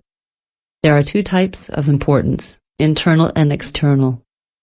Internal or intrinsic importance is revealed as an overestimation of one's qualities or faults. The statement of internal importance is as follows: I am an important person, or I do an important job. When the importance hand flies out of the dial, it's the balancing forces that attack the problem, and the important bird gets a little smack. Someone who does very important work will be disappointed, too. Either no one will want their work, or it will be very badly done. There is also the opposite side, denigration of one's qualities, self-abasement. In both cases, the measurement of the excess potential is identical, except that their signs are opposite. External significance is also created by man artificially, when he attaches too much significance to an object or event in the external world. The statement of external importance is, this thing is so important to me, or, to me, it is very important to do this. The excess potential is generated immediately, and the whole thing is going to be ruined. Imagine that you have to walk on a beam placed on the ground. There is nothing easier. But now you have to walk on the same beam placed between two buildings. It's very important to you and you won't be able to convince yourself otherwise. Wave of success. The wave of success presents itself as a concentration of favorable lifelines for you. There's everything in the variant space, including those veins of gold. If you find yourself on the extreme line of such irregularity and are lucky, you can inertially slide to other lines of this concentration, where other favorable circumstances await you. But if that first success is followed by dark days again, then you have been caught by a destructive pendulum and you have fallen away from the wave of success. Choice. Transurfing offers a fundamentally different approach to achieving your goals. You make a choice, like an order at a restaurant, without worrying about the means of carrying it out. Then, the objective is carried out practically all alone, without the direct action of that which orders. Your desires will not come true. Your dreams will not come true. But your choice is an immutable law and it will come true without fail. It is impossible to explain into words what the essence of choice consists of. Transurfing as a whole teaches what choice is and how to make it. The unity of soul and spirit. The mind has the will, but it is not able to control the external intention. The soul is able to feel the affinity with the external intention, but it has no will. It flies in the space of variance, like a kite without control. In order to submit the external intention to your will, you must achieve unity of soul and spirit. It is the state where the feelings of the soul and the thoughts of the mind merge simultaneously. For example, when you are filled with joyful inspiration, your soul sings, and your spirit rubs its hands together with satisfaction. In such a state, you are able to create. But sometimes soul and spirit find their unity in worry, fear and rejection. So the worst expectations come true. Finally, when the rational mind repeats something over and over again while the heart resists it, then the soul and the mind are at odds. The enigma of the observer. Each person can have the freedom to choose whatever they want. How do you find that freedom? We don't know that. Instead of putting in a lot of effort to achieve something, we can simply receive the desired thing. It sounds completely unbelievable, but it's the truth. The answer to this riddle will only be revealed to you when you complete the transurfing cycle of reality. Don't try to skip to the last chapter right away, because you won't be able to catch it. Signs. The telltale signs are those that warn of an imminent turn in the course of the variance. If something that is supposed to significantly influence the course of events approaches, you have a sign that warns you. When the course of variations takes a turn, you change your lifeline. Each line is more or less homogeneous according to its qualities. The current of variance can cross other lines. Lifelines vary according to their settings. The changes may be insignificant, but they still make the difference. It is this qualitative difference that we notice consciously or unconsciously, as if something were not going the way it used to be. The guiding signs appear only at the beginning of the transition on other lines of life. Some events may go unnoticed. For example, a crow cawed, but you didn't pay attention. You didn't feel a marked difference, so you're still on the old line. But if something in the event puts you on alert, then that's a sign. The difference between a sign and an ordinary event is that the sign always informs you of the beginning of the transition on a significantly different lifeline.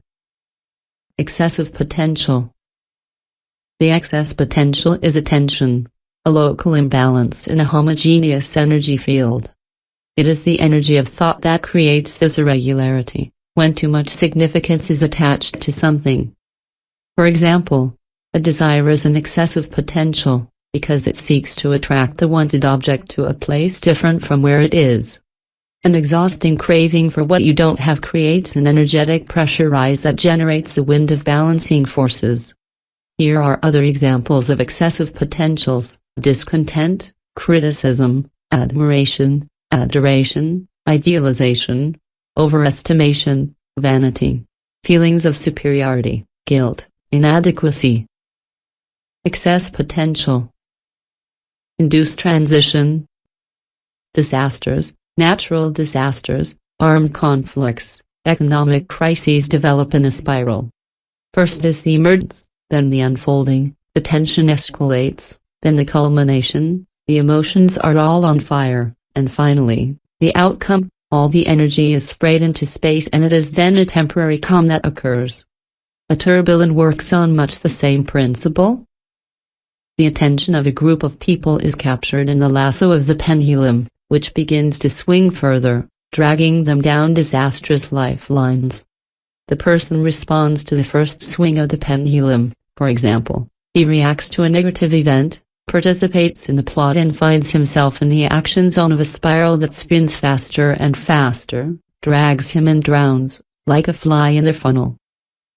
The phenomenon of being drawn into a funnel is identified as an induced transition on the lifeline where the person becomes a victim. Its reaction to the swing of the pendulum and the mutual replenishment of the energy of oscillations which follow induce the transition on a lifeline whose frequency is close to that of the pendulum. As a result, the negative event becomes part of that person's layer of the world. Material coordination. Do not attach importance to anything. It is not you who need your importance, but the pendulums. The pendulums control humans like puppets through the threads of importance. Man is afraid to let go of the threads of importance, because he finds himself under the influence of a dependency that creates the illusion of support and self-confidence. Self-confidence is the same overpotential as lack of confidence, but of the opposite sign. Awareness and intention make it possible not to pay attention to the play of the pendulums and to arrive at one's goal without a fight. When there is freedom without struggle, there is no need for trust. If I am free from importance, I have nothing to defend and nothing to gain, I simply go and choose what is mine. To free yourself from the pendulums, you must renounce internal and external importance. Problems and obstacles on the way to the goal also arise as a consequence of excessive potentials of significance. If you drop the importance voluntarily, the obstacles will crumble on their own. Coordination of intent.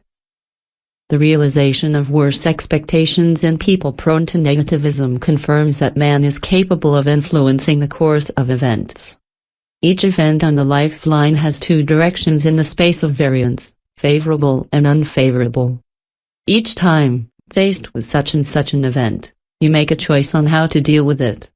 If you view the event as positive, you are moving in the favorable direction of your lifeline. However, the tendency to negativism forces us to express discontent and choose the unfavorable direction. As soon as something starts to bother you, a new annoyance follows. This is why unhappiness never comes alone. On the other hand, the series of troubles does not result from the misfortune in itself, but from your attitude towards him. The trend is created by the choice you make at the bifurcation. If you analyze the degree of your inclination towards negativism, you can get an idea of where this series of negative directions has taken you throughout your life. The principle of the coordination of intention is thus presented. If you decide to view any change that you feel is negative in the scenario in a positive way, so it will be. Armed with this principle, you will be able to achieve the same success in the positive that negativists achieve in their worst expectations. Lifeline. Human life, like any other evolution of matter, is made up of a chain of causes and effects. The effect in the variant space always lies close to its cause, as one results from the other. Similarly, the neighboring sectors of the space of variance come together in a lifeline. The scenarios and the decorations of the sectors on the same lifeline are more or less homogeneous in terms of characteristics. Human life flows quietly on its line until the moment when an event occurs which considerably changes the scenario and the scenery. Destiny then takes a turn and passes on another line of life. You are always on lines whose parameters correspond to your mental radiation. After having changed your attitude towards the world, that is to say your thought image, you are transported to another line of life which has other alternatives for the unfolding of events. Material realization. The information structure of the variant space can materialize under certain conditions. Any thought, as well as any sector of space, has specific parameters. When the mental radiation illuminates an appropriate sector, it achieves its variant. In this way, thoughts have a direct impact on the course of events. The space of variance serves as a model. It defines the form and trajectory of the evolution of matter. The material realization advances in space and in time, but the variants remain immobile and exist eternally. With its mental radiance, each living being forms the layer of its world. Our world is inhabited by a multitude of living organisms, and each of them contributes to the constitution of our reality. Pendulum. Mental energy is material and does not disappear without its trace. When groups of people begin to direct their thoughts in the same direction, their mental waves come together and in the ocean of energy are created, invisible, but very real, energy structures based on information, the pendulums. These structures begin to develop autonomously and subject people to their rules. The person who finds himself under the influence of a destructive pendulum loses his freedom. He is forced to be a cog in a great device. The pendulum swings all the more if there are more people, its adherents, who feed it with their energy. Each balance wheel has its own oscillation frequency. For example, a swing can only be swung at a certain rate. If the number of adherents of a pendulum decreases, its oscillations die out. When there are no more adherents, the pendulum stops and disappears as an entity. To pump the energy of the human being, the pendulums cling to his feelings and reactions: indignation, dissatisfaction, hatred, annoyance, worry, anxiety, depressing feelings, helplessness, despair, fear, pity, attachment, admiration, honeyed respect, idealization, adoration, rapture, disappointment, pride, contempt, disgust, resentment, sense of duty, guilt, and so on. The main risk, for a man who has submitted to the influence of a destructive pendulum, is that the pendulum takes his victim away from the lines of life where this person finds his happiness. It is necessary to free yourself from the imposed goals because, in the battle to reach them, you are going further and further away from your path. Basically, the pendulum is an egregore, but that doesn't say it all. The notion egregore does not reflect the complex whole of the nuances of man's relationship with information-based energy entities. Intention. Intention can be defined as the determination to receive and to act. It is not the wish that comes true, but the intention. Make a wish to raise your hand. The wish is constituted in your thoughts. You realize that you want to raise your hand. Does the wish raise his hand? Yes or no? Number. Alone, the wish produces no movement. The hand goes up only when the thoughts of the wish have already worked, and what remains is the determination to act. Could a determination to act then raise your hand? No more. You have made the final decision to raise your hand, but it still stands still. Who raises their hand then? How to define what follows the determination? In the literal translation from Russian, the phrase is the determination to have and to act. I questioned VADIM ZEALAND, who rather suggests this one for the French translation. I quote, "It is difficult to translate the original Russian meaning, but I prefer the expression determination to receive and to act, rather receive than have. This means, I deserve the thing that I would like to receive and this thing deserves me, it is in the layer of my world.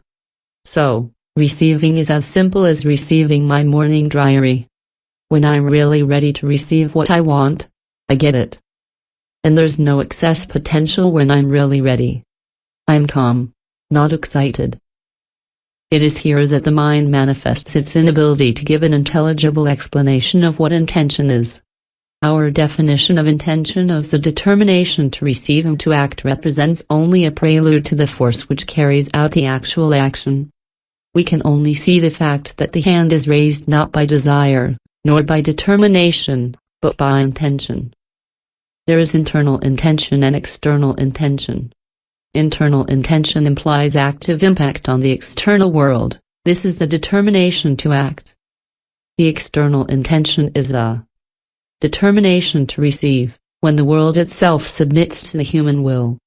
Internal intention is focusing the attention to move towards the goal. External intention is focusing on the self-fulfilling goal.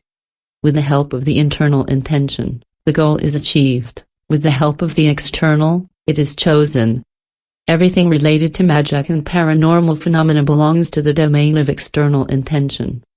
Everything that can be achieved within the limit of ordinary worldview is achieved through the force of internal intention. Dependency relationships. Dependent relationships are formed when you set a condition like, if you do this, then I do that. If you love me, you give up everything and follow me to the end of the world.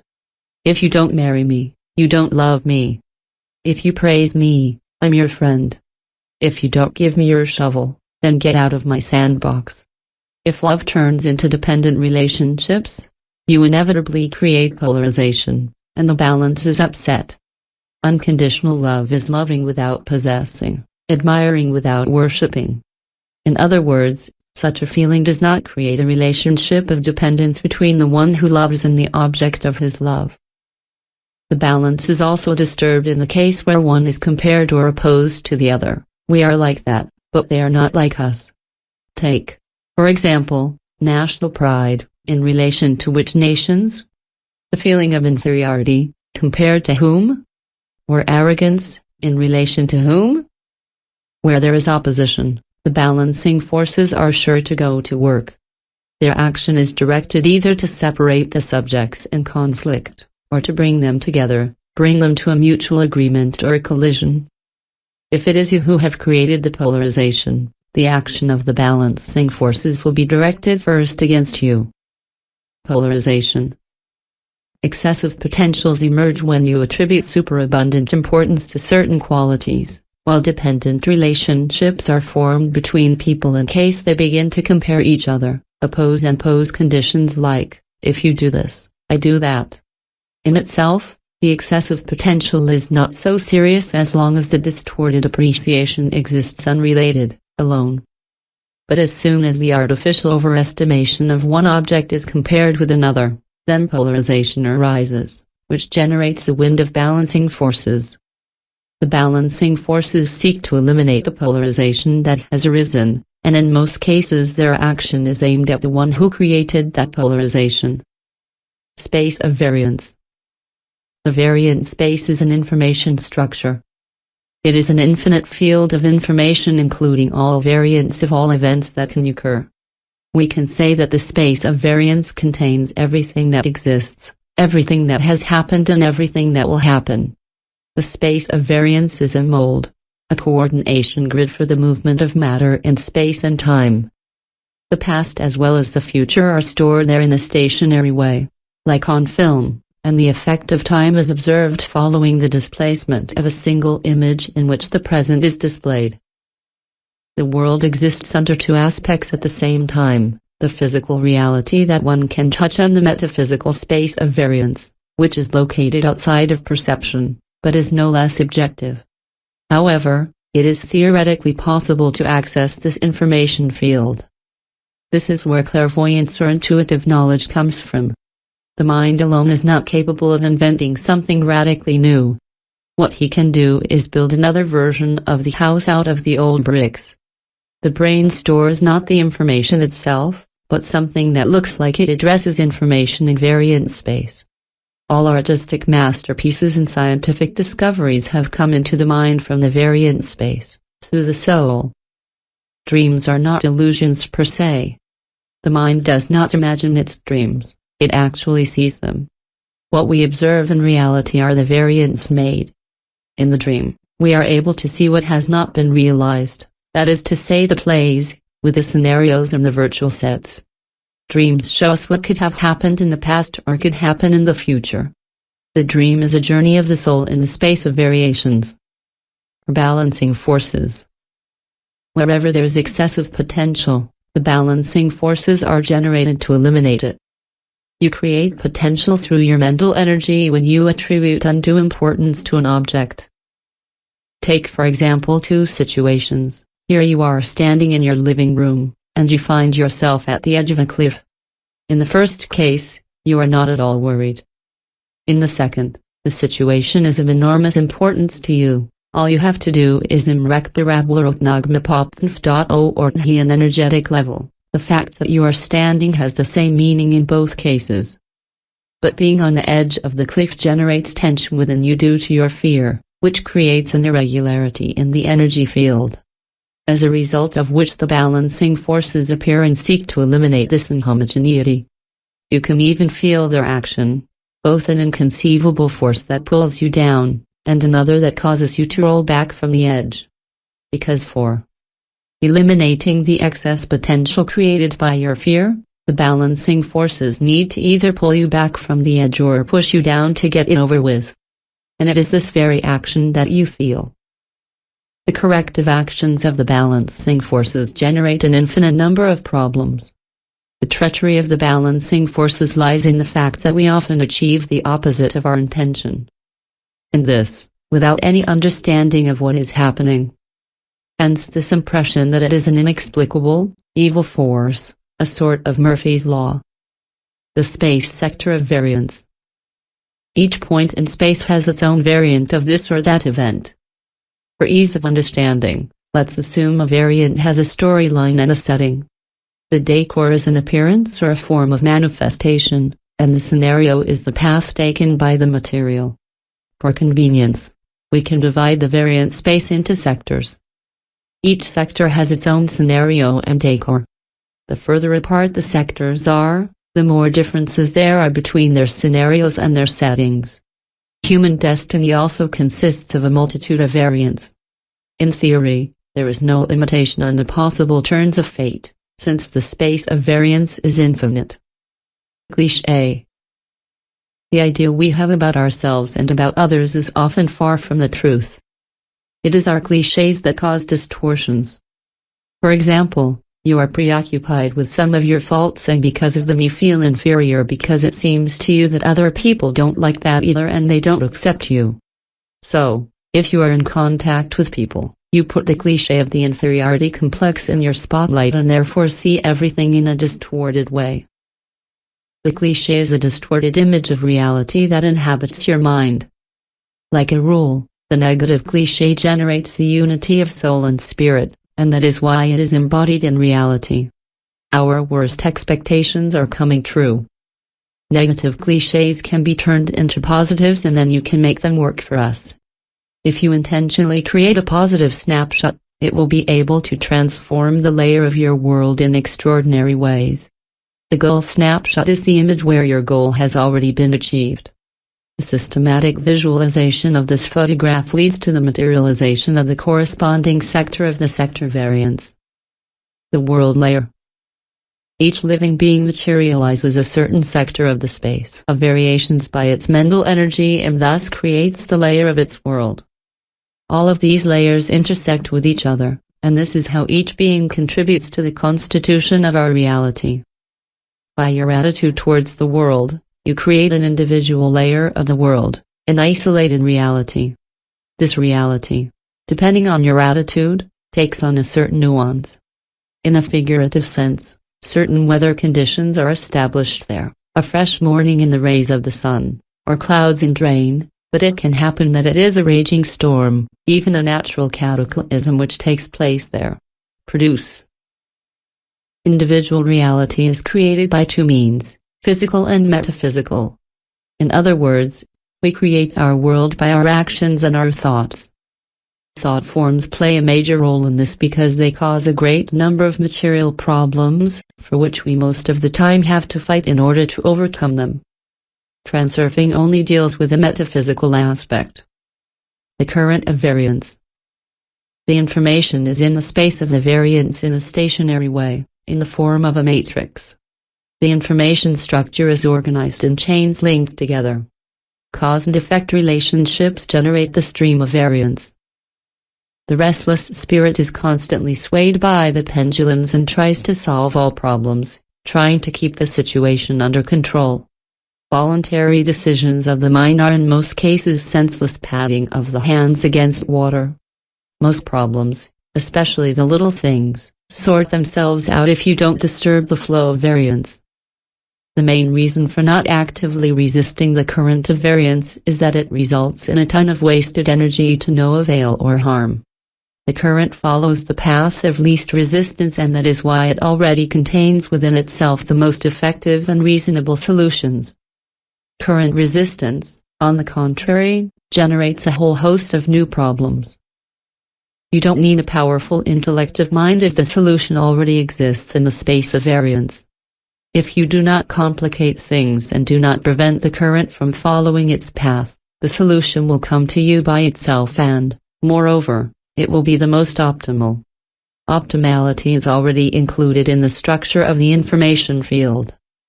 There are all the possible variants, but the most likely to happen are those that require the least amount of energy to do so. Nature does not waste energy. Transurfing. It was not me who coined the term transurfing, it came to my mind from the same place, where all the other terms and, more generally, all the content of this book came from. I myself did not fully understand its meaning until a certain moment. It is not even possible to attach any association to it. The meaning of this term can be interpreted as surfing through variant space, or the transition from potential variant into reality, or transferring through lifelines. But in the general sense, if you practice transurfing, you are riding the wave of success. Frailing. Railing is an effective human relations technology that is an integral part of transurfing. The basic principle of frailing can be formulated as follows. Give up the intention to get, replace it with the intention to give, and you will receive what you have given up. The operation of this principle is based on the fact that your external intention uses the internal intention of the partner without encroaching on their interests. In the end, you get from the person what you couldn't get through traditional processes of internal intention. Armed with this principle, you will achieve impressive results in the personal communication as well as in business. Goals and doors. Each person has a unique path on which they are supposed to achieve true happiness in this lifetime. The pendulums impose on us foreign goals, which attract us by their prestige and inaccessibility. In the pursuit of false goals, you either fail, or, having succeeded, you realize that in the end you did not need it. Your purpose will turn your life into a celebration. Achieving your goal will attract the fulfillment of other wishes, not to mention the fact that the results will exceed all your expectations. Your door is a path that leads you to your goal. If you go towards your goal through your door, nothing and no one will be able to prevent you, because the key to your soul is perfectly suited to the lock of your path. No one is able to take what is yours. So, you will have no problem in reaching your goal. The only concern is to find your purpose and your door. Transurfing will teach you how to do it. Completed printing in March 2013 on the presses of the Nouvelle Imprimerie Labouré. 58,500 claims illegal deposit. March 2013, print number 302,347. Printed in France. The Nouvelle Imprimerie Labouré is the holder of the Imprimerie trademark. Should I read more books? If yes, 1. Like this video. 2. Share this video. 3. Comment the title of the next book you want. Thank you for your watching. I see you in the next video.